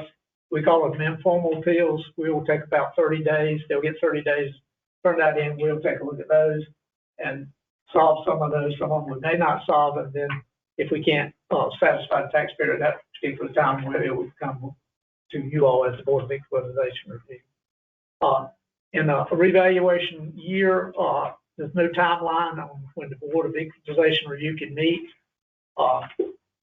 We try to get them done as soon as possible and get everything cleaned up. But I have been in counties where it was done in October of the calendar year, so sometimes they get stretched out a little bit. So anyway, and one last item is the last page is just a spreadsheet like the sales ratio. These are lot sales in 2021 here in Bladen County. And as you see, probably about the midpoint of these things, you want to be probably 100%, and that's kind of where we are on those lots. But as most of you know, the real estate field, this last few years, the market has been a little bit, it's been a buyer's market for sure. And some of those prices sometimes are a little bit hard to explain. And it's mass appraisal. We don't go in any house unless the public invites us in. But we're looking at pictures from the outside. And sometimes when we get these appeals come in, we will go back, if taxpayer wants us to come in and take a look. We also, when we're looking at these sales, we look at Zillow and the real estate people to take pictures, and sometimes we get to see the inside of that house. And of course, I can tell you an example that one of them recently I was looking at. The outside of it didn't look so great. But our assessed value was about half the amount of the sales price. So I started looking at the Zillow, and I looked, and they had redone all the inside, new bathrooms, new kitchen, all that stuff, and that made the sales price go up. So anyway, but that's all I've got. If you've got any questions. Yes, sir. You take into account if that property is in a flood zone? Yes, sir. Yes, sir. And if the house is flooded and anything, go about it, and they let us know, we have an adjustment on it, How far do you go geographically to see when a house was sold, another house? If you haven't seen one in the area, how do you compare this one, how many miles away? Well, I think, like subdivisions and neighborhoods, we've tried to separate some of those, but sometimes, it could, they could look at any distance, as far as. You'll always go to Riggerwood. If you can't find Cox Creek, come to Cox Creek, you'll go to Columbus County. Yeah, it would. No, we don't. We probably wouldn't be looking too much in Columbus unless, we just kind of try to. Yeah, we don't work like fee appraisers do and looking for comps. Right. We concentrate on Bladen County and try to limit it to sales in the neighborhoods as best we can. And there's been a good number of sales. It's been as y'all know, it's been a pretty crazy market. People paying thousands of dollars over asking price in a lot of cases. So, and the thing is, we have to look at data at hand currently. We don't have a crystal ball to see what the market's going to do 6-8 months down the road. So that's kind of what we're faced with now, but we'll just have to look at the data at hand for the past year. I've got a crazy question. Miss, Go ahead, Mr. Cogdell. yes, I want to ask a question. Rita may be the one I need that. Has the land use time frame expired? Like we had some people coming in saying they wanted to change some farmland into woodland. Has that time expired? You have to apply for that in January. And the last day is January 31st. Or They that can't will be. So that would be effective for this particular reevaluation. They still got to January 31st. Yes. Okay. Have a sale, if you sell something that's already in land use, you have, 60 days to do an application so that you can keep that in a land use program. Okay. Mr. Evans, Do they keep, Renee, with these new, I mean, in other words, if you're already in it with forest land, it can continue just rolling, you don't have to reapply That's because of a new, okay. once it's in there, it's in there? Yeah, and then your audit is, that's what there's the audit every 8 years. I thought people got dropped off before. So if they're not in compliance, then yes, you can. That's why Sarah does an audit. It says there's something that's not being done, if you don't keep that forestry plan going, or if you have changed from agriculture to, or split some property out, and it's not 10 acres of agriculture, then it's only 8, you're not in compliance with that. And I also think, not interrupting, but adding to what Mr. Peters said, I think you found fault in some attorneys where it was in land use and they sold, the man that bought it wasn't aware that it had been changed. I remember that coming up since I've been a commissioner, and that became a very big issue. Yeah, we Because the did attorney send was out, supposed to show that, correct? well, we did send out like local people around here what is their application, and it's like some of our attorneys actually will give them the applications that still goes back to the taxpayer, but you do have that 60 days turnaround, and Sarah works really hard to keep them in, you know, and try to do as best as she can, and she gives them plenty of chances if they, you know, do not do that. So my crazy question is, we got on here a public hearing for the SOV, which is scheduled value presentation.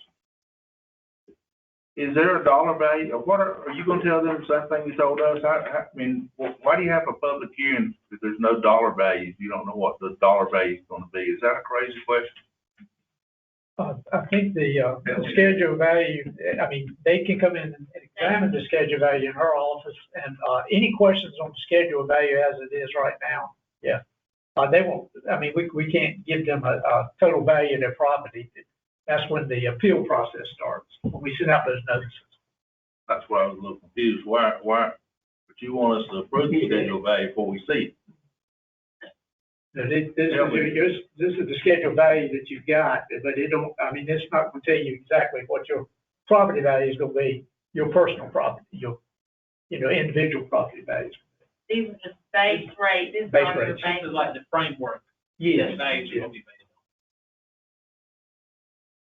But it's just a matter of formality, that's just the way they've always structured it. I mean, it doesn't make sense. Why you have a public hearing on, I don't understand, the folks not gonna understand that. Okay, I thought. It makes a point though, so you're saying these new costs, everything's already gone up? These values have already gone up? Well, it's a process of the base rates are going up, depreciation is, because we've got a new depreciation schedule, 8 years, you know, some of those things are, it kind of equals out sometimes, but we can't really, we've got some properties going up, we got some going down, or some staying the same. You know, depending on what we see, you know, in the field, his field people, and then we review all those, you know, looking at each one of them. Can I ask one question? How many folks, these folks who have mobile homes, you can't, how do you know if their wheels are still on? Do you check and see that? You don't. You just go to evaluation as soon as the wheels have not been removed, Yeah, the tongue. The tongue, if it's underpinned, chance they can tell. You can slide them in though, the tongue. Well, yeah, but it's got to be disconnected. Huh? You got the weld. Yeah. But it doesn't say that. It says the tires removed and. It doesn't say or. It says and. The tires can still be on and the tongue could be removed. But the tires are still there. It doesn't say and. The real estate owners got to own that land. Yeah. Well, they have it, but still. Yeah. So how do you do that then? How do you, because you can't leave the tires and drop the trunk and leave it on the mobile home. That's what That's they're for doing. an older mobile home or a newer mobile home. Because now I know the newer mobile homes, they will take no tires. Because unless you're gonna pay for it, Unless you're gonna pay. there's a cost. It's about Now, older $1,000. mobile homes used to, I think you could, but now these newer ones, they gonna take the tires. Unless you actually pay. Well, for the they, cost and they for still it. under the mobile home. So what do you do? I thought it was depending on the underpinning. Yeah, it does, but you can still do it. I mean, it's still gonna charge you. Well, it could be the temporary, underpinning, not the brick. Those vinyls that they slide under. Do you go and check, or they have to appeal that? I think they would have to appeal, because Okay. we're not, our folks aren't, like I said, it's Okay. master president, we're not looking under that. Okay. Appeal it. Okay, thank you. Any other questions? Thank you, guys. Appreciate it. Thank you. Thank you. Appreciate the opportunity.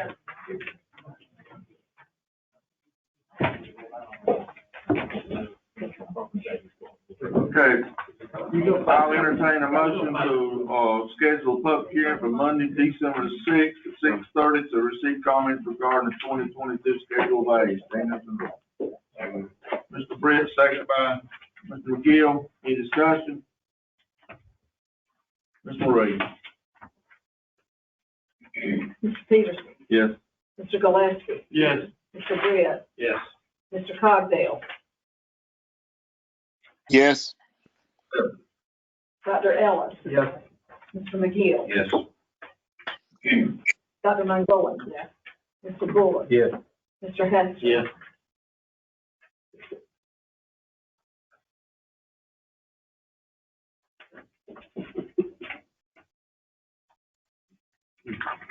Okay, Plan Department, Mr. Greg Elkins.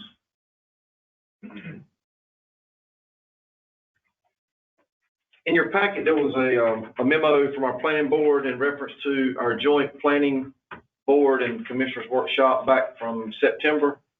The planning board met in October and reviewed some of those issues that we discussed at that workshop. And the first topic that was discussed was the planning board holding a public meeting, not the public hearing, but holding the public meeting just to kind of, send out my advertisement. So we kind of hear some of the issues that were, going on in the community and some concerns that adjoining property owners may have. So the planning board voted in favor of that recommended amendment. And I think a copy of that amendment was also in your packet. The second topic that we discussed was for the Board of Commissioners to hold the quasi judicial hearings that we have when we grant special use permits. And special use permits are for like solar farms, mobile home parks, cell towers, and those kind of things. The planning board, it expressed their interest in continuing to approve the special use permits and voted not to change that process. So I'm just coming tonight to kind of give y'all an update from what the planning board discussed. So what is your request from us? Well, I don't know if we're going to take any action on it tonight, but I mean, that's what the planning board's recommendation is, just like, the rezoning stuff. So it's kind of back into your hands now to see, how you want to go forward from here.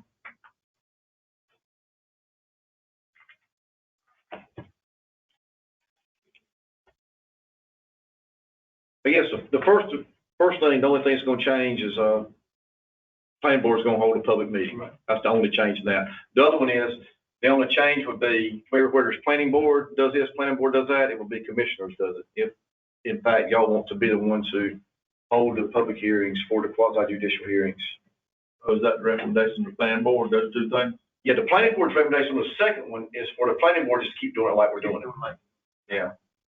Well, explain before, we talked about doing that, we still want to do it, let them do it. I would let I bet them do it. Okay, bring the proposals, so we vote on it. We have to approve them next meeting? I can get the amendments. Sure. For the next meeting. Because we don't have an action on them, just bring it back and we'll approve the next meeting. All right, I don't vote. There's no need to do it the other way. Thank you, Mr. Gregg. Health Department, Dr. Terry Duncan.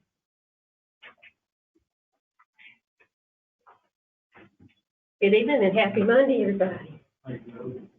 The first, item A is consideration for approval of the 2022 contract to participate in the North Carolina State Laboratory of Public Health. This allows our labs to continue as the health department. Second. Motion by Mr. Gillespie, second by, was that you or Mr. Hester? Mr. Bullock, second by Dr. F. Montgomery. Any discussion? Ms. Marie? Mr. Peterson, Yes. Mr. Gillespie, Yes. Mr. Brett, Yes. I did. Mr. Cogdale, Yes. Dr. Ellis. Yes. Mr. McKee. Dr. Montgomery. Yes. Mr. Bullock. Yes. Mr. Hester. Yes. Dr. Duncan?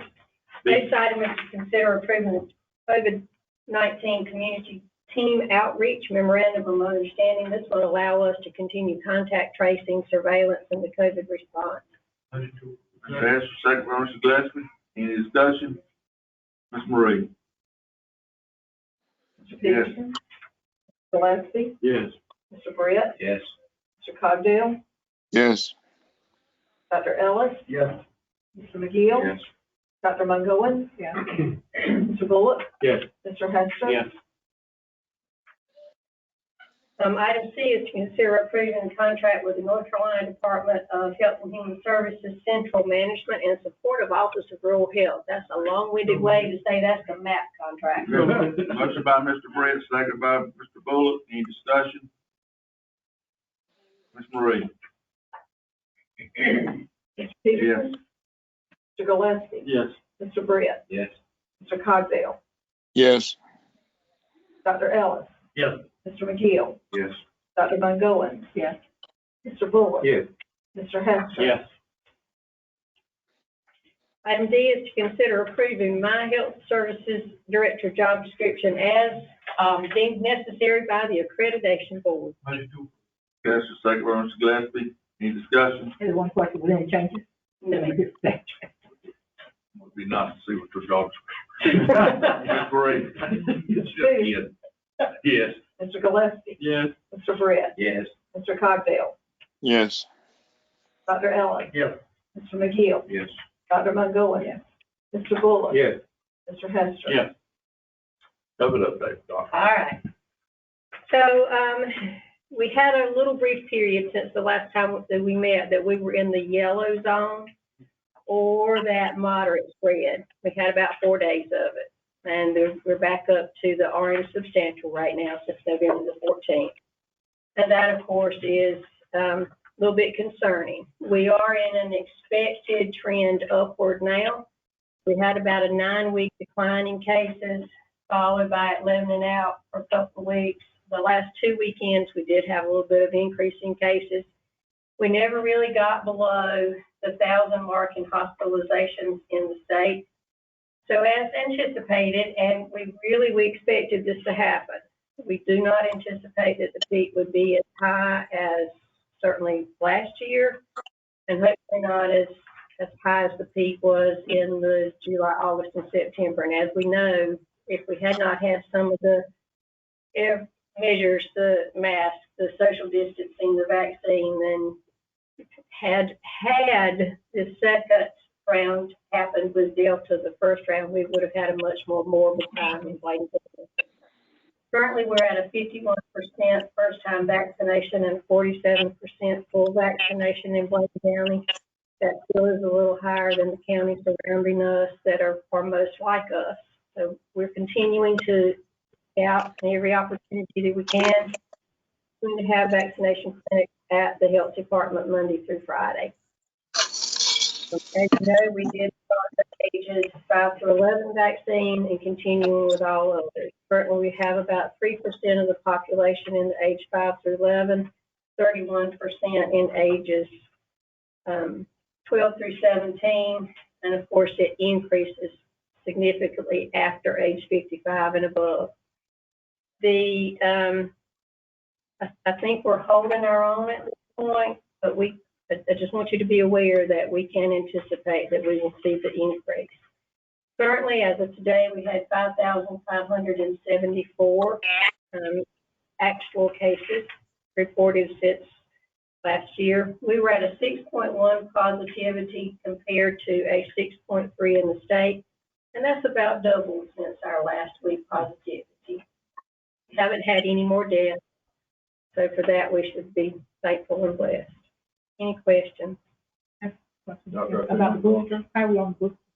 Are you tracking them? We're not tracking those, at least the state isn't tracking those, but we are seeing an increase. We had 17 walk-ins this morning for, since they have recognized now that everybody's eligible, 18 and above. Any other questions for Dr. Duncan? Dr. Duncan, is there any evidence or widespread as far as prior to the booster that people, still go get checked and they have antibodies after the second shot, 6, 7, 8, 9 months after? What's that percentage like? I haven't seen that percentage lately, Mr. Britt. I can check into that and get back to you. Be curious to know, because there's a lot of people. Ms. Duncan, how many active cases do we have at this time? Wait a minute, Mr. Cogdell. Oh. I was questioning if people, when they think they still have the antibodies after 8 or 9 months, if in fact they do. If they don't, it makes it like. Mr. Cogdell. I was asking how many active cases are now present in Bladen County? 35. Okay. Thank you, Dr. Duncan. Emergency Service, David Howe.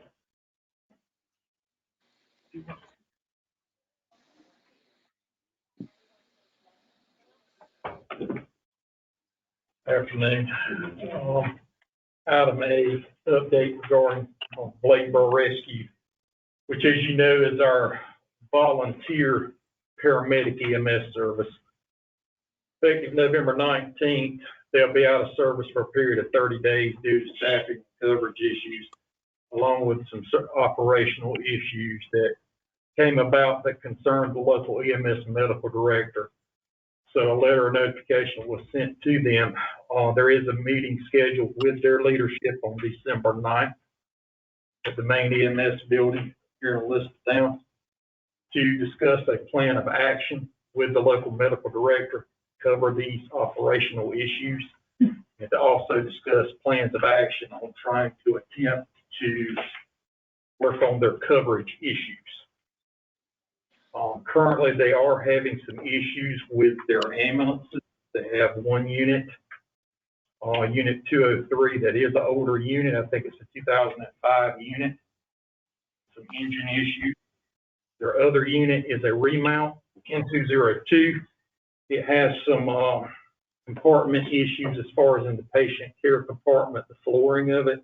So those are some other operational issues that we've got to discuss too on how they can fix these or what they need as far as that goes. Dr. Carter and myself are working with them diligently to try to get their operational issues as far as on the clinical side taken care of in the next 30 days to meet state standards. Any questions, David? Yes, I got one. This we might not need to answer. Do they have money? I honestly can't answer what they've got. Well, I was just thinking, the rumor is they got money, but if they need trucks and stuff, then maybe they need to spend some of it, or maybe you might better be making a plan for the county to take it over if their trucks and stuff like that. Yeah, I know there is some It's going to cost the county for us to do it. Just so we'll get you there. Okay. Right. We'll make sure. And we invite anybody that wants to participate, within the board to. I can add to that, Mr. Peterson, if you don't mind.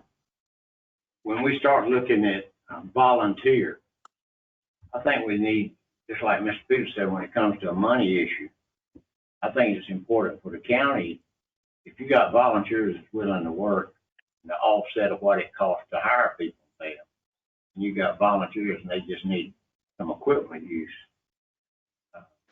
I would think it would be much cheaper the taxpayer and the county to aid and assist them to get what they need to be viable if you still have sufficient volunteers. Oh, I agree with you. I mean, because they do provide a valuable service to us as a volunteer agency. You know, that helps us as far as, you know, manpower and reduction in costs as well as benefits and salary to the taxpayer. So they are a valuable asset to us. Any other questions? Mr. Peterson. Mr. Cogdell. Yes, would it be possible for David, we're looking at these services slowly diminishing, and this is just getting to be a reality. Would it be feasible for him to give us a picture of what it would look like if we assumed all responsibilities so we can start making preparation for whatever needs to be done? I just asked him to do that, Mr. Cogdell. Yeah, okay. I was just saying he would just give us a financial report on what it would cost and all those factors. So if we need to take it over, we can take it over. That's day twice, Dave. Yes, sir. Okay. Any other quick comments? Okay, David, thank you for that. Item B. All right, we've got a position that's an advanced EMT position that we would like to reclassify to paramedic. One, it's gearing towards the possibility of having to go that direction.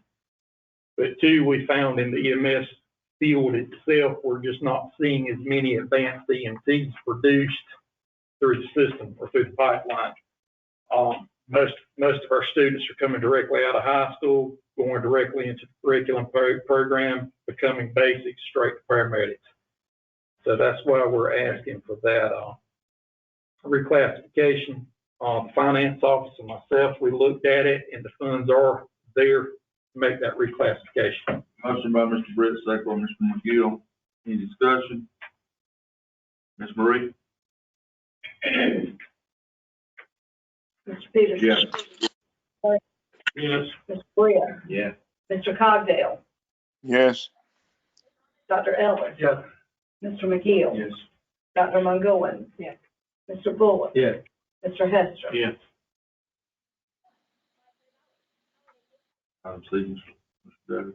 Okay. Our current contract with our current billing company is set to expire March 31st, 2022. So we went ahead and sent out for a request for proposal, RFP. It was sent out on October 18th per general statute. 2 proposals were received and they were opened on November 5th. Proposals were reviewed and compared to the RFP. The references were checked. Current recommendation is to go with Tar Heel Medical Billing with a rate of 5.79% net collection, plus the charting software cost. Projected new revenue working with the recommended billing company would be an additional $73.45 per call, giving a potential for $494,000 in new revenue at our current call volume rate. Motion to approve. Motion by Mr. Bullock, second by Mr. Britt. So, what are they gonna do different, Mr. Bullock? That is a different company than you are now, right? Yes, they are. The rate is cheaper. They are going to provide 4 on-sites, a year training to our folks on documentation. They're going to provide 4 on-site business reviews. They're exactly an hour up the road. So if there is an issue, one of the county staff can go there from the EMS department. And frankly, from our last billing company, I haven't seen anybody on site in over a year. Cool. So you said there was plus the cost? What's the cost? Plus the software cost. What does the software cost? I don't have the figure in front of me, but that's current contract with our normal billing company we have now.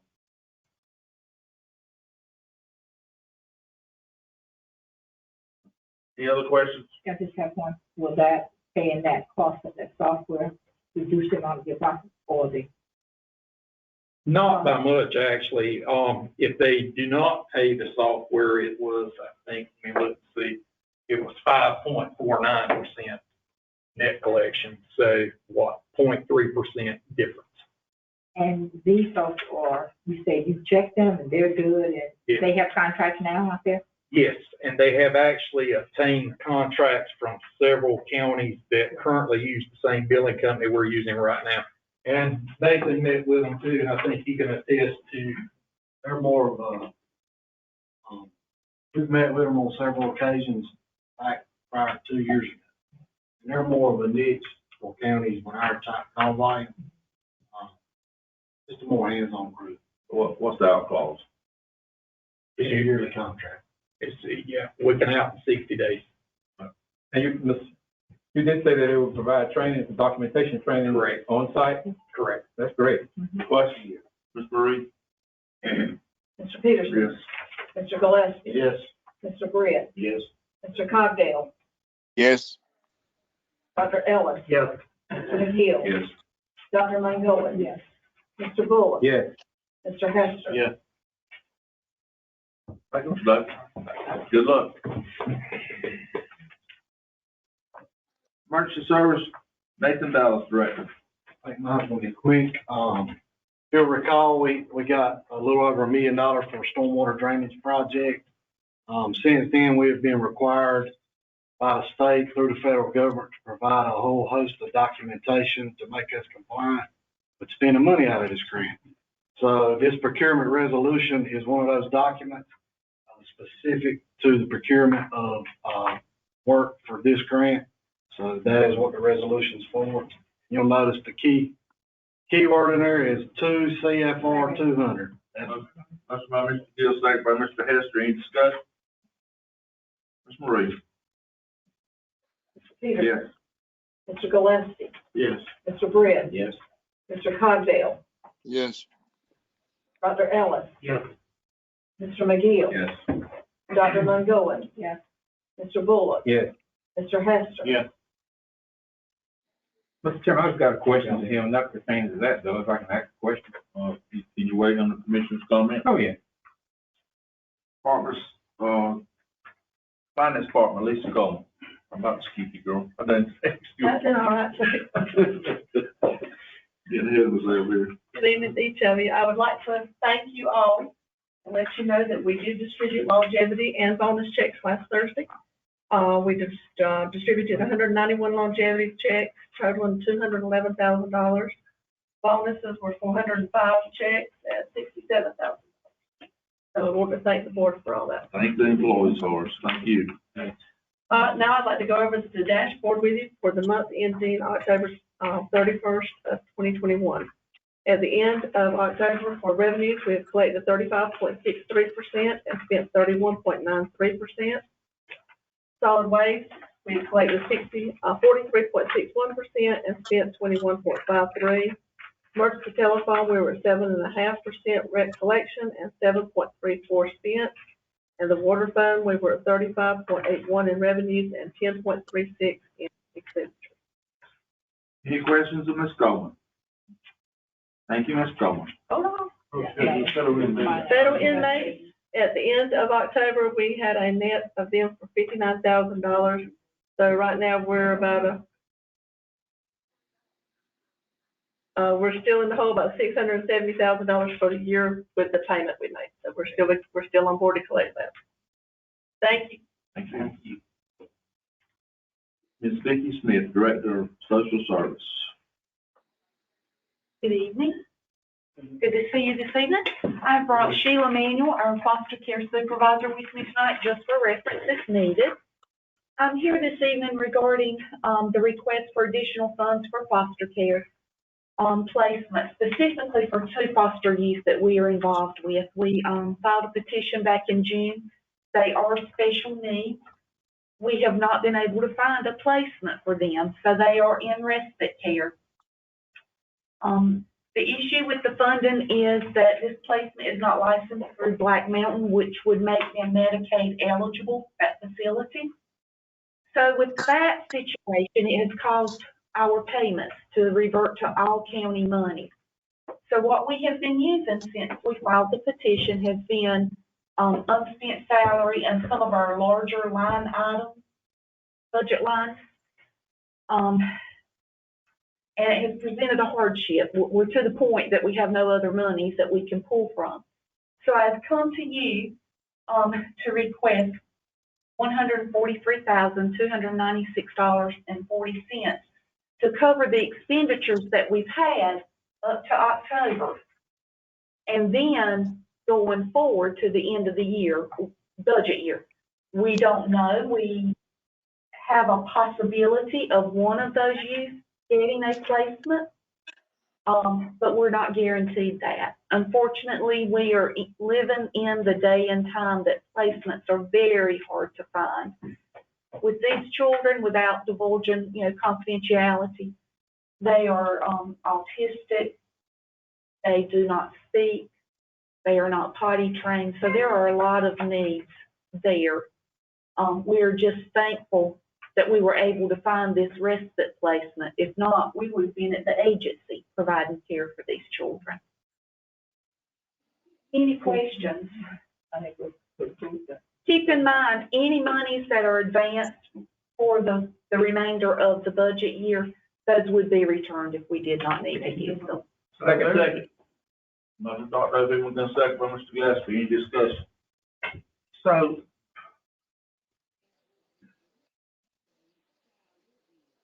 So there's no family or no one that can take these people and you pay the contract with them. There's nothing out there like that. No, sir. When we file petitions for It's like children, this all the time. that is the first thing we look at is relative placement, and there's no one. So, I mean, like me, there's people that had children like this that might be willing to take these kids. The dollar base is a lot, but don't want to take away from what the children need. Don't take it the wrong way. But I can't believe the East Point. That, Go ahead, Mr. Scottsdale. You want to talk about East Point? that was the exact thing I was asking. Has she contacted East Point? Because they're now doing the tailored plans to handle those particular sector of children. Why wouldn't they be someone that would come in and take the complete role of housing and funding those kids? Have you contacted East Point? Yes, East Point has been actively involved. These children are on the innovation waiver waiting list, and we have just found out the end of last week from our state rep that there is something called D3 Medicaid application. The provider has to make application for this D3 Medicaid. That is being done. That should be submitted to the state this week. If they are approved for D3 Medicaid, that will kick in and pay for services until that innovation waiver will kick in. Do you want, Ms. Smith? Funds there. Ms. Smith, Yes. would you object to me? I'm supposed to be meeting with the East Point board tomorrow. If I would talk with them about that cost of concern, would you have a problem with that? No, sir, I would not. So I got a question for you to ask East Point, Mr. Mike. They say that they won't provide services for these kids because they're not Medicaid eligible. What'd you tell me? They are not. The provider is not eligible for The Medicare. provider's not eligible for Medicare, but how come they don't have a responsibility to those kids and they're our mental health provider? Let me speak with them, Charles, because there is money for uninsured clients. That's what I'm trying to figure out. Why aren't they paying it? Because the state sets aside a portion of the budget for uninsured clients. So let me have a conversation with tomorrow about that. They are insured by Medicaid. It is the type of placement. Keep in mind, they are in respite. If they were placed in a facility that was not considered respite, Medicaid would kick in and pay. It's the type of placement. I'm not gonna argue about this because I got a call into DHHS today and they didn't return my call, so maybe they will tomorrow. But East Point should have money set aside for kids like this. Charles, I will look into that tomorrow at 3 o'clock. Because these kids need it more than probably some of the other kids. And I'll, they give I'll us. look into, I'll look into it tomorrow. Governor. At this point. Okay, at no, I'm not this point, arguing. They told us there's no funding. We're Well, waiting on the I innovation hope, waiver. you know, we're gonna be rid of them shortly. Like January 1. Ms. Marie? Mr. Peterson. Yes. Mr. Gillespie. Yes. Mr. Britt. Yes. Mr. Cogdale. Yes. Dr. Ellis. Yes. Mr. McGill. Yes. Dr. Mongoan. Yes. Mr. Bullock. Yes. Mr. Hester. Yes. Thank you, Ms. Thank Marie. you. Good luck. Thank you. Entertain a motion to enter water board.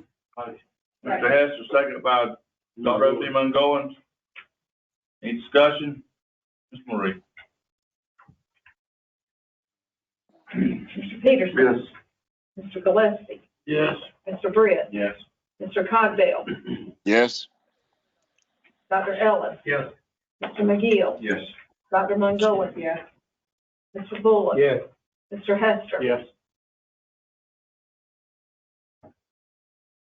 Mr. Kidd? Good evening.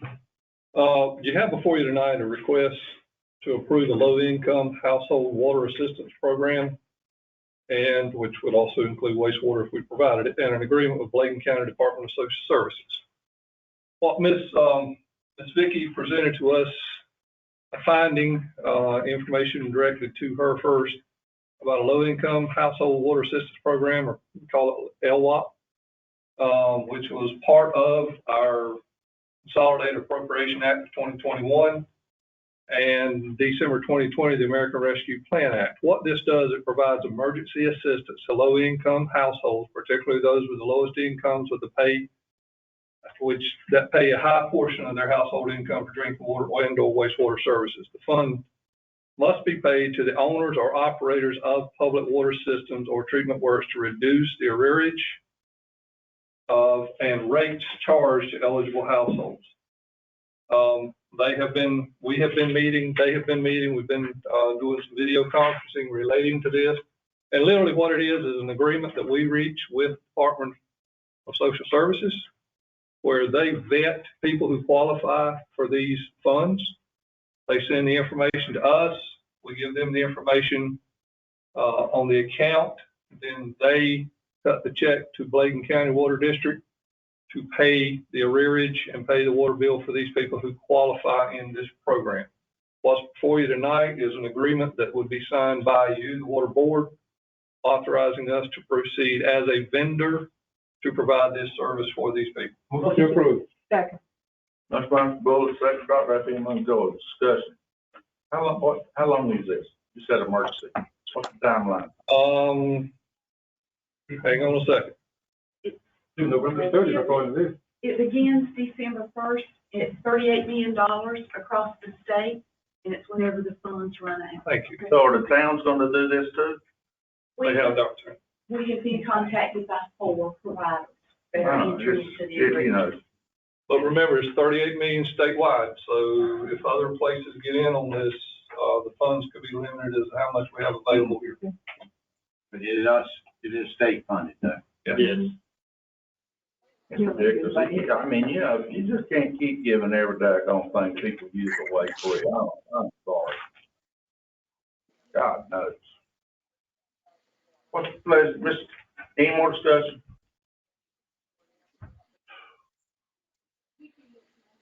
Mr. Peterson. No.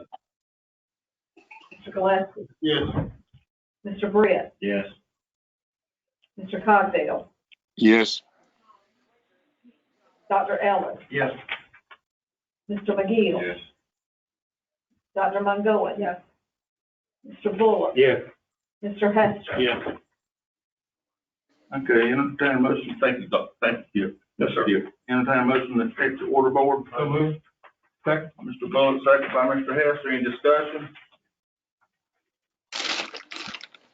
Marie? Peterson. Yes. Mr. Gillespie. Yes. Mr. Britt. Yes. Mr. Cogdale. Yes. Dr. Ellis. Yes. Mr. McGill. Yes. Dr. Mongoan. Yes. Mr. Bullock. Yes. Mr. Hester. Yes. Mr. Kidd, General Service Department Director. Yes, sir. On November 5th, we accepted bids for an addition to the Bladen County gym for bathrooms. It's 2 bathroom facilities, multiple stalls. Robin, you want me to take it from here, sir? Sure. Okay.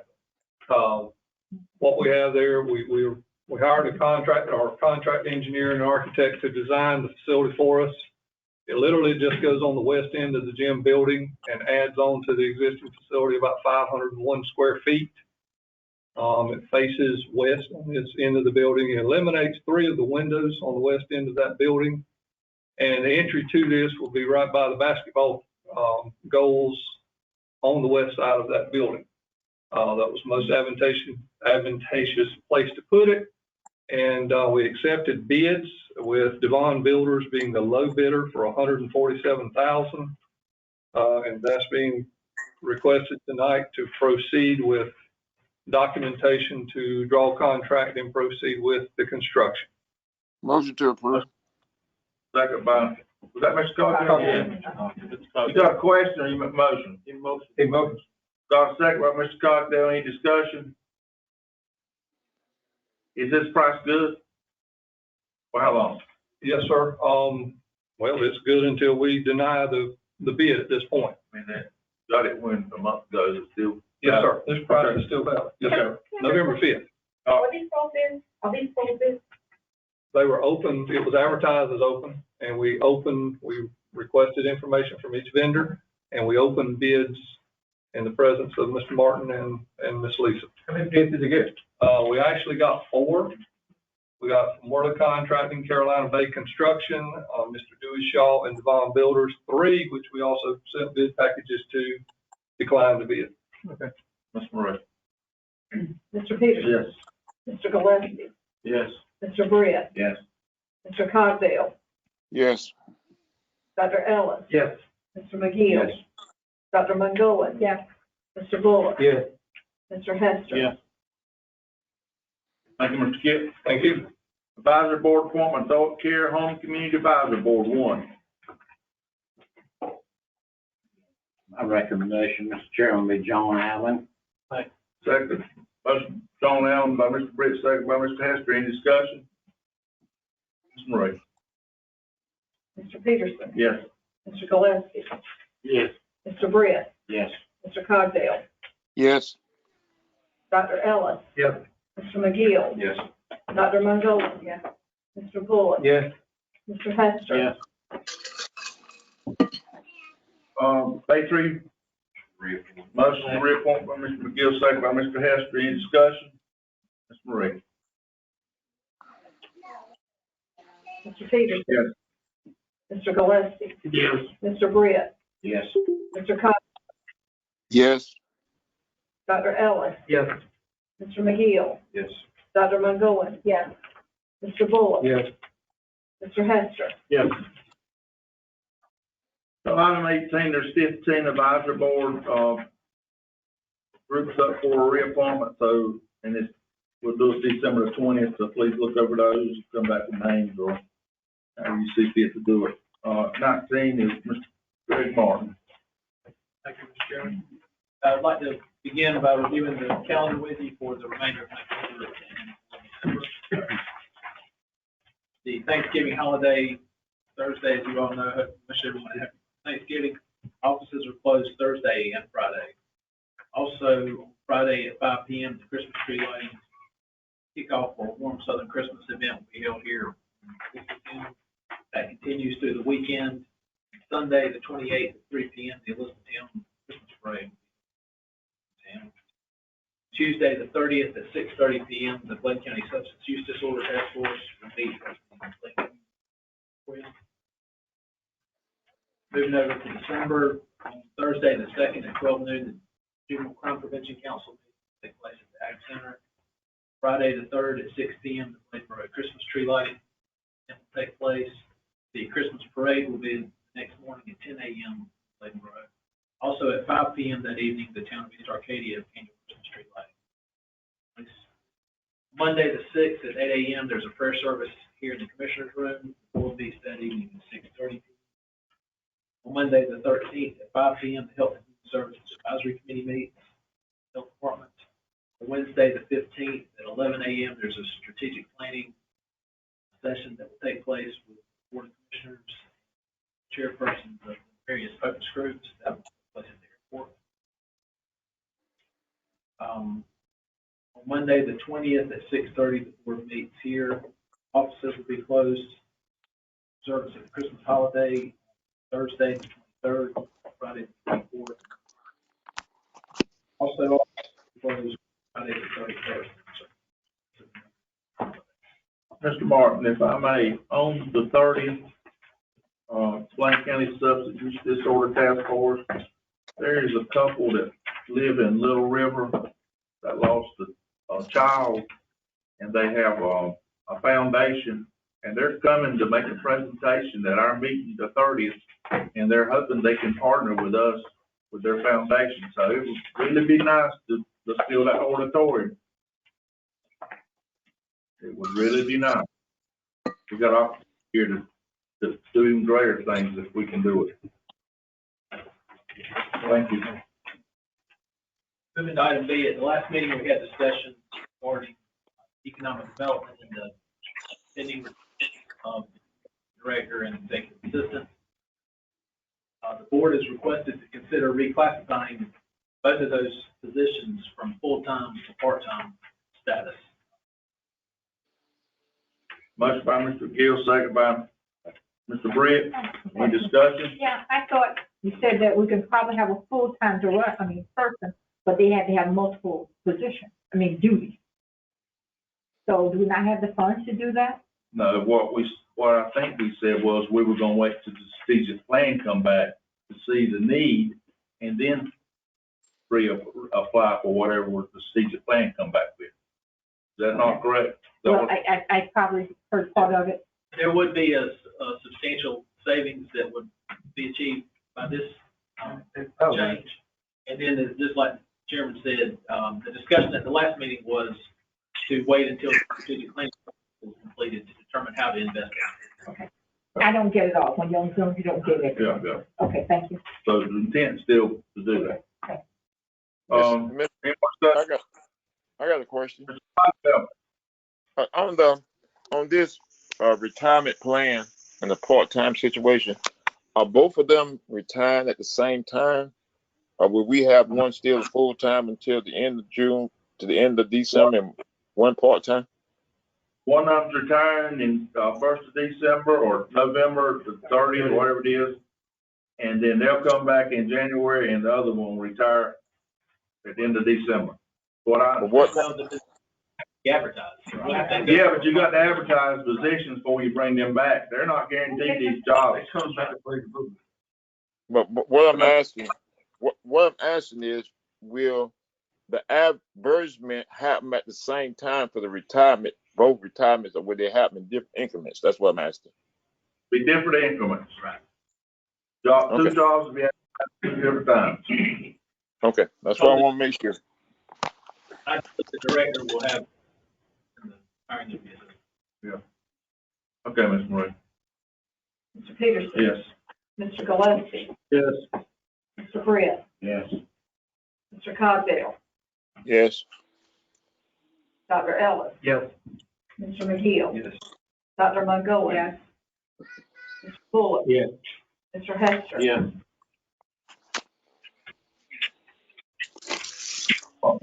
Item C, this is just for updates for your information, for action. We have those meeting dates for 2022 for your review. I do want to point out, as you know, we have normal meeting dates like Labor Day and various dates. We may meet on a Tuesday rather than a Monday. Those types. I do want to point out Monday, March 14th, Monday, November 14th are both the second Monday of each of the respective months.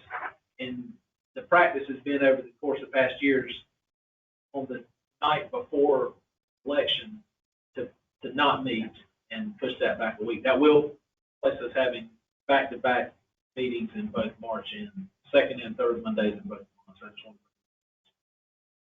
Okay, look over the meeting dates. We'll vote on next meeting. Okay, any questions? Call Mr. Martin. Okay, item D.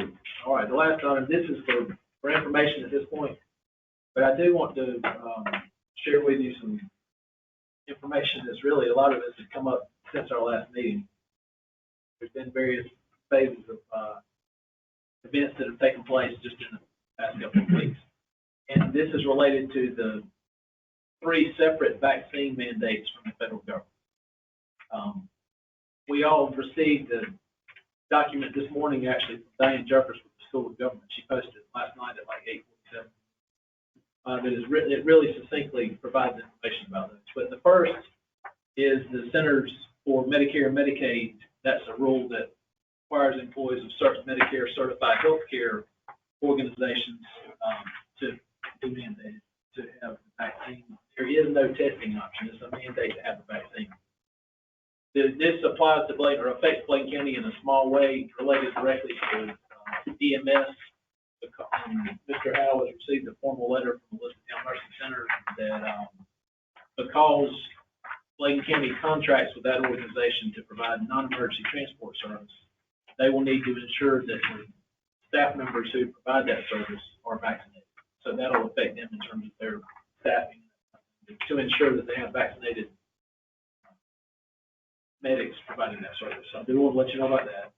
The second is related to requirement for federal employees and federal contractors to be vaccinated.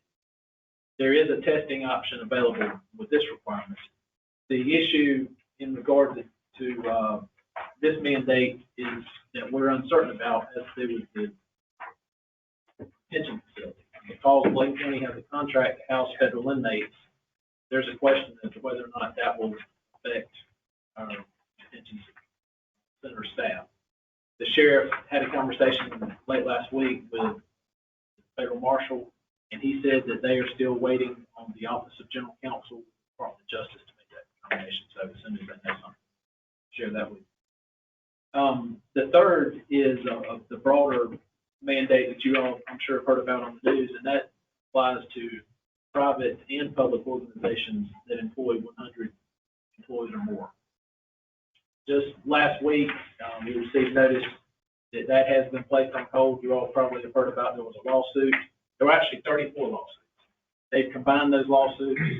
They drew straws to determine which circuit court of appeals would hear that case. The Sixth Circuit, which is based out of Cincinnati, it covers Kentucky and those states in that, will hear that case and make a determination. So fortunately, we're not under the gun at this point. However, we do guidance from the School of Government and from others is for us to at least be making arrangements in the event that it is approved, because we would have relatively short notice. There's really only 2 main questions that I want to share with you for you to be thinking about. The first is that the board will need to determine, I think I know the answer to this, one of the 2 options. There's either a vaccine mandate approach where everyone would have to be vaccinated, or there's a vaccine and testing approach. I think that you all would probably want to consider. So you'll need to make that decision at some point in the near future. The second is the county will need to develop a policy to reflect that for employees. And then the third is need to determine if the county will pay the weekly testing costs. That's the option that you all choose. We're in the process of trying to determine the number of employees that would be affected by that. And so, anyway, but this is thankfully is on hold right now, so we're not under the gun. The sense of urgency that was created was that employees would be required to have their first test by December 6th if things had continued to proceed, and then their second by January. So, About the comments. One question. A memo went out November 17th, 2021 regarding COVID-19 vaccination verification requirements. The memo went out to department heads and supervisors and states in part, please provide the information requested, which was vaccination status of employees no later than noon on Friday, November the 19th. So if we knew this was on hold. Well, the timing of that kind of synced in about the time that we found out, the next day that we found out that for sure that it was that it wasn't on hold, or that we didn't need to proceed on anything. However, we still need to do our due diligence to gather the information, an estimated cost and that. So there is a real cost for the vaccination. Greg, Yes, sir. Could I talk with Ms. Peason? Yes, sir, go ahead. Could the ARP money be used as a resource of finances to handle these testing and vaccination if it comes to a cost factor? I'm not positive if that will be a source ongoing, Mr. Cogdell. Mr. Martin, and hindsight's always better than, I think that the letter that went out, knowing there's a lot of people that just don't believe in this vaccination, just don't want the shot, I think we should have been a little more descriptive of what it's about and why we send the letter out. I think supervisors and department heads need to take some daggone time to talk to their employees and make sure they understand the reason we're doing this and just in case we have to do it. I think people got upset because a lot of people ain't gonna take this shot. And then when they seen that, and a lot of people says, it ain't none of your business whether I had the vaccine or not. Dr. Duncan don't have all that information. I mean, she can't do it because of HIPAA. HIPAA, that ain't in HIPAA. No, that's not. It's not. Organizations have been gathering this information well ahead of us. I'm just saying, I think we should have prepped it a little better than we did. We did. Was there a follow-up to this to say, hey, hang on, there's a hold on this? Well, we really need to, I'd hope to be able to have information to be able to share specific numbers with you so that we can determine, just to give you a ballpark estimate for testing. If it's the event that it happens. I mean, you do realize that there are some people, even fully vaccinated, that say, as far as I'm concerned, that's none of your business. So I just think, man, what a polarizing people that work together into two camps, the vaccinated and unvaccinated, and the fear that memo sent out to people to think, if I don't disclose something by noon on Friday, am I going to lose my job? Am I going to, be ostracized? Am I going to be, But the thing we have to consider, we receive federal funding, and we can't just go in objection to the federal funding. What we're going to do, reject all federal funding and not comply? We got to first figure out what's going to be this lawsuit. Governor of Florida done it. Well, if he want to reject the funding, that's his business. That's the reason he's in court trying to sue about it, to see if you can get the funding. The intent, I can tell you, the intent is not to create. I understand how anxiety create anxiety. The intent certainly is not to do that. However, the ability or the opportunity to gather that information has been available to counties and organizations for months now. So it's not like it's a HIPAA that's been determined. Information that's shared, I'm sure there may be legal challenges to it, but that's just. Well, I think, Mr. Chairman, if I may, I think what, not saying his words, but I think his point is well taken, that had we did do a follow-up letter and stated we would still like to have this information, however, it is temporarily on hold. And the reason that I think we should maybe do that and still consider doing that is you would be surprised. I don't know how many calls he got, but I got a bunch of them. To the point that some people may be looking for other work somewhere in another field, and hard as it is for us to get employees on some of these positions. Like to throw the brakes on a little bit, maybe for them than jumping the gun and making a move that was maybe not necessary, knowing that it was on hold at this point. Does that sound like a fair thing that maybe we should have considered? I understand exactly what you're saying, and again, the intent was not to create any type of alarm. I hate the perception that county that their employment would be in jeopardy, because that's never been this. We discussed it with department managers earlier last week. That was really before we realized that the first test or dose would need to be administered by December 6th if things proceeded forward. The unfortunate timing really is with regard to the day that letter went out, or later that next day is the time that we found out that it's not absolutely moving. And the things that, And there again, it's all come up in the past 2 weeks. There again, I emphasize, yes, we'd still like to have the information if you supply it, but however, it is on hold to give them a little bit more relief and satisfaction. For some of them, it was so direct, it scared them to death and they really didn't even understand it 100%. I think that's what I perceived. I don't know. It's pretty blunt. I mean, the writing of it's pretty blunt. It's like, you've got 2 days to tell us, you know. The split date was November last week? What's the date? Yeah, so it's really water on the bridge, I think. If they haven't done, you still ask for it though. It would You be. still want to have it. Yes, we're still, like the sheriff was gonna have it for his part. Yeah, because eventually. Mr. Gillespie? And I think that y'all done a great job. Yeah. Continue what you're doing because you got to have it. Gotta have At some point, you're gonna have to have it. So why wait till the last minute? Yeah. And at some point, we just gotta draw a line in the sand and move on. This thing, I mean, good Lord. So, Mr. Martin, my comment is, I would appreciate before you do any mandate for county employees, that it comes back to this board and we exhaust every avenue there is not to mandate these vaccinations. Okay, and Mr. So I We're am not, not we're voting not for it. mandating the vaccination.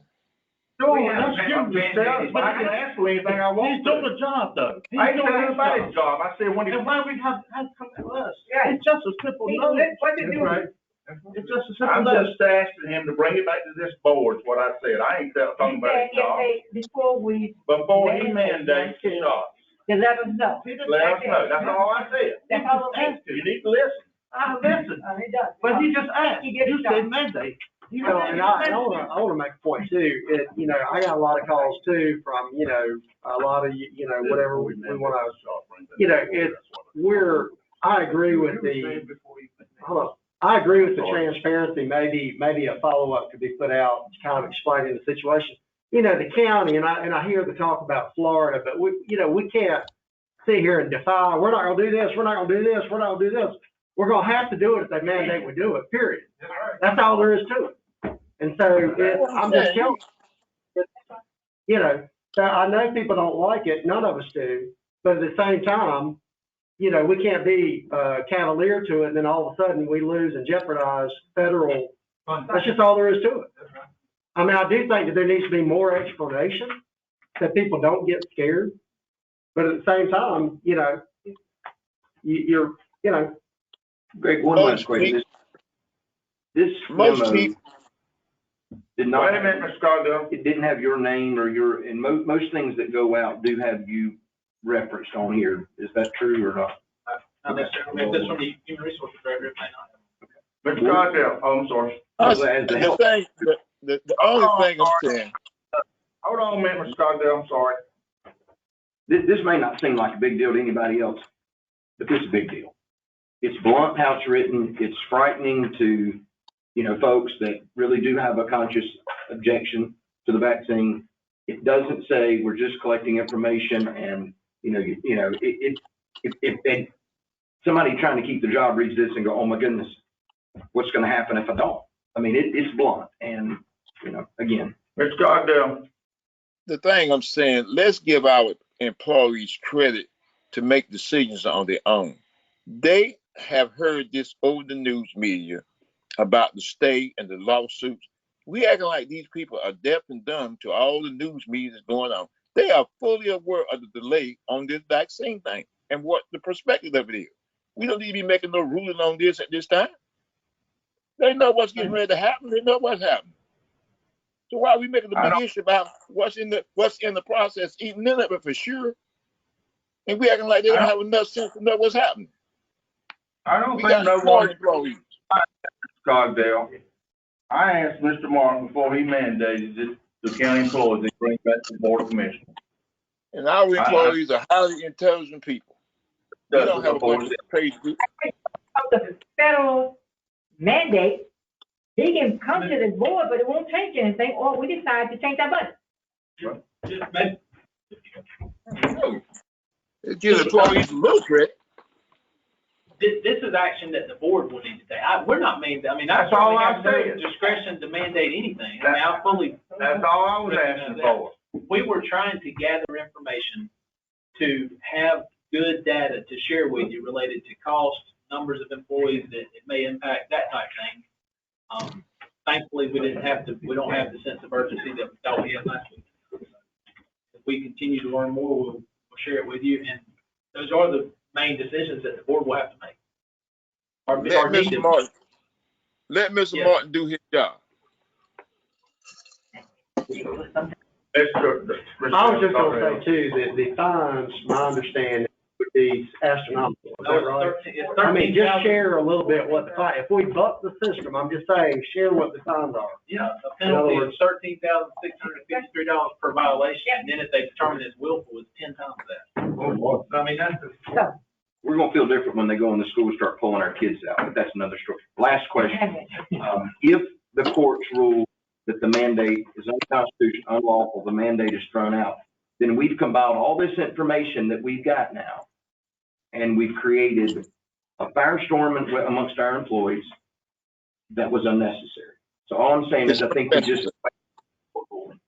That's fine, but the ability to capture that data is not directly tied in with that mandate. It already existed.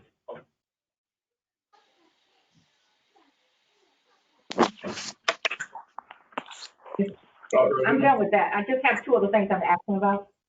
We wait. Okay, the first one is. Wait till we get to under matters of interest to commission. Okay. Is everybody else through? You know, I'm just not for the shots. I took the shots. I had COVID. I think it helped me, but I don't think I should tell you what to do. Okay, thank you, Mr. Barton. Thank you, everybody. Matters of interest, I want to talk to Mr. Bullock first, because I asked him to wait while I was there. Mr. Bullock, you want a question for Nathan? Mr. Dollars, you know, I was asking what was the status of our fire department? You know, right now, EMS is kind of dwindling. So how do our fire departments look? So our fire departments have the same challenges as any body right now, with staff and volunteers, majority. That is being addressed in the strategic planning committee meeting with fire department members and all that. David's part of those meetings in that group. So, I think when we have the December 15th meeting, one of the objectives that will be presented from the fire side of things will be, something of concern on that level, but it will, you know, at the end of the day, it's ultimately you guys' decision how we handle that. So you're looking at something, how the county might have to take it over, like a plan within 5 to 10 years? What it look like? Yeah, I think the purpose of the strategic committee is to say, this is the issue, and it needs to be addressed in 5 or 10 years, and then the board decides how that needs to be addressed. All right, thanks, sir. I have one question. Do you think, does anybody on that committee realize that 3 to 5 may be too late for a lot of these fire departments? I think you're looking at somebody that realizes 3 Okay, good. So you're letting them know that, right?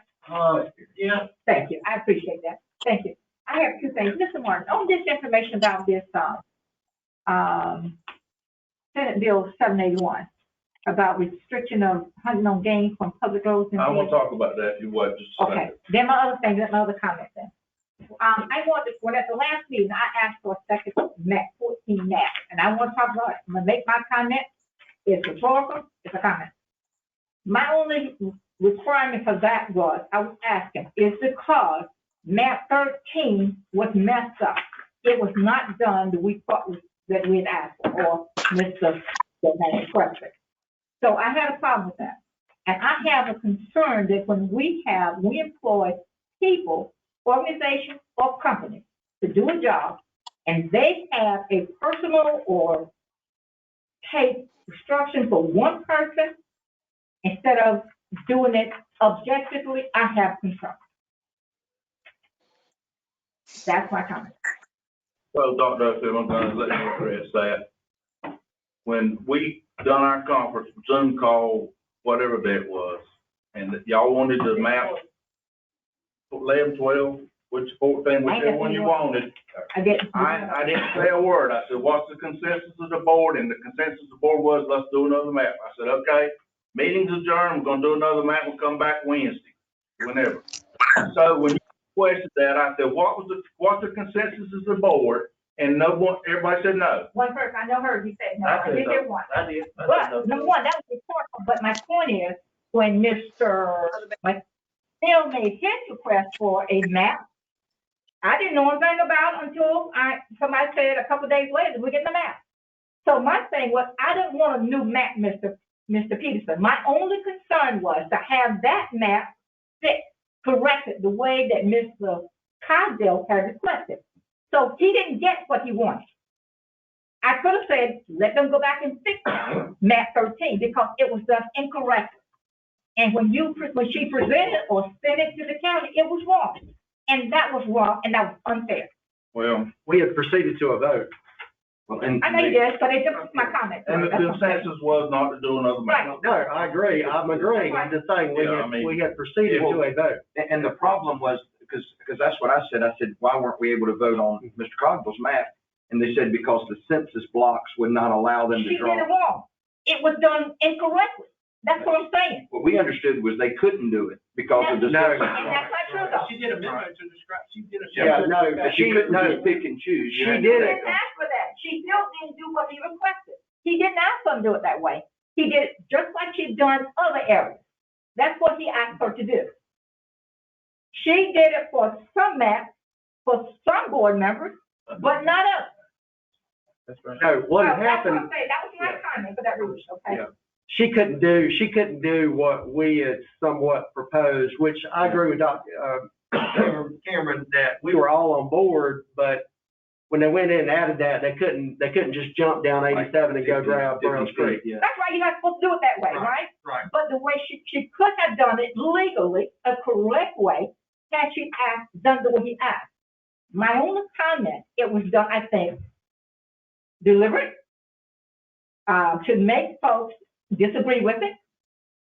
To me, that's what I feel. And the reason why is because she didn't do what he asked. She did what she wanted for some areas, but not what he asked on that area, on 87. Because you have, and then I had talked to people that from that area, they said they didn't care whether they stayed in District 1 or District 3. So why two people all of a sudden get the right to say they want to go to District 3? Well, you got 10 or 15 says, I don't care if I say District 1. That was my concern. Well, you can say what you want to and your perception's wrong. But no, that's my perception. When we had these discussions, everybody had opportunity to do that. Y'all raised sand because he drew a map, asked for a map. But you raised sand about that. Then y'all said, let's keep it as near as we got it as of right now. And that's exactly what we voted on, exactly what you got. No, it's not. You can't have everything. No, it's not. That's what she drove it. You put her, you step a group away. So. Yeah. I have something a little bit more lighthearted. I did have a guy call me from near St. Paul's, and I'm just bringing it up because I told him I would, that he called, he was upset, lives out on 20 somewhere. Chicken litter manure had just been put out. Well, he lived on Highway 20, I think, somewhere. But anyway, I told him I'd bring it up. Not sure in those kind of cases, he was talking about the odor involved and everything. Yeah, so basically just more of a question for the board. In other words, who do we usually refer them to in this situation? What did you say? I didn't hear. Excuse me, I didn't hear your question, your comment. Oh, I'm sorry. I had a gentleman call that he was really upset about local farming practices, that a lot of manure was being spread out, not dished in. So I was trying to, which I. Mr. Chairman, they just, I think many of you know who've been on here a while, that they do send the notice or whatever of the certain farms that fall under this, maybe a new farm's added or whatever. I know we received a memo. It's heavily regulated, right? It's regulated by the state. Okay. Yes. Well, we talked about that. I told him I'd bring it up, so I did. Is that a moratorium on this too? Well, no, that's like, he's talking about disking in chicken litter. Oh, yeah. Just to remind you all, Bonafide Agriculture County doesn't have authority. Yeah, I didn't think so, but that's one of the reasons. So, everybody's got these at your desk. I think there's two resolutions, one for Shawan County, and it's asking for a resolution to request appropriation of additional funds to reduce the impact of COVID-19 related to family violence expense. Do y'all want to consider that? What's the consensus of the board? Yes or no? Not tonight. They'll be on the next time. this is the extra money for COVID. I talked to Ms. Smith today, and she indicated they really haven't had any real direct, Okay, costs. we'll table that, throw it away. So Brunswick County is resolution in support of individual freedom over personal vaccination status. What's the pleasure of the board? I say no. I say yes. I say no. No. We can't even agree on our own mandate. We're gonna take somebody else's. Wait a second, yeah, bring it back down for discussion. Bring it back to discussion. Yeah. Bring it back. Okay, the last thing I have is, this is talking about the hunting. Right. I was approached, I think the guy's on Wildlife Advisory Board for the state, I'm not so sure, but what he's asking us to do, if we'll consider it, and I wanted to talk about it and let you understand it. I always ask, and Greg, you help me if I say this wrong. Always asking us to do is put something in there that says you can't have a loaded gun, and you can't hunt on the road or the right of way. That's always asking. Okay. And I need to understand that, what you're saying. Help me. So off Highway 87, and person can't stand there and shoot. Shoot. Can you have the loaded guns out of the road or shoot across the road? Right, and that's where I'm at. Wait a minute, the highway or the DOT side of the road, right away? Right. Yeah, that's it. Thank you. I think it's done. We'll put it on there for whatever. It's pretty much the same request that we had a couple years ago. That was about the dog. I thought we had done fought. We might have to have a public check on it. Mr. Beasley. Yes. Why are we having this discussion and decision? I thought we hashed that out 2 years ago that we would leave that to State Forestry Service. Dogs. They were saying that for hunting. Huh? I thought it was for hunting with loaded guns and hunting on the highway and the state right of ways and all that. We said we would let the state game boys handle that. Because we couldn't govern what was on the state right of ways. Okay, so we'll put this on the agenda for discussion. The county can do what we want. Yeah, it's a county thing. I know. Every county is different with its gun laws. It's actually desk that it talks about what Bladen County says now and what we're asking to change, okay? Okay. Anything else from commissioners? All right, what about you? Motion to adjourn. I ain't ready to go, y'all. Yeah, I'm ready. You stay right here. Mr. Beasley. Yes, sir. Before you close out, are we gonna have legal advice as to the guns on that right of way and shooting on the highway? Will we have that information available to us? We'll take care of it. Okay, I want to make sure all that's done. We'll take care of it. Mr. Bullock made the motion, Dr. F. Mungo and seconded it, right? Any discussion, Ms. Marie? Mr. Biggs. Yes. Mr. Gillespie. Yes. Rita. Yes. Mr. Cosby. Sorry. Yes. Mr. Cosby. Yes.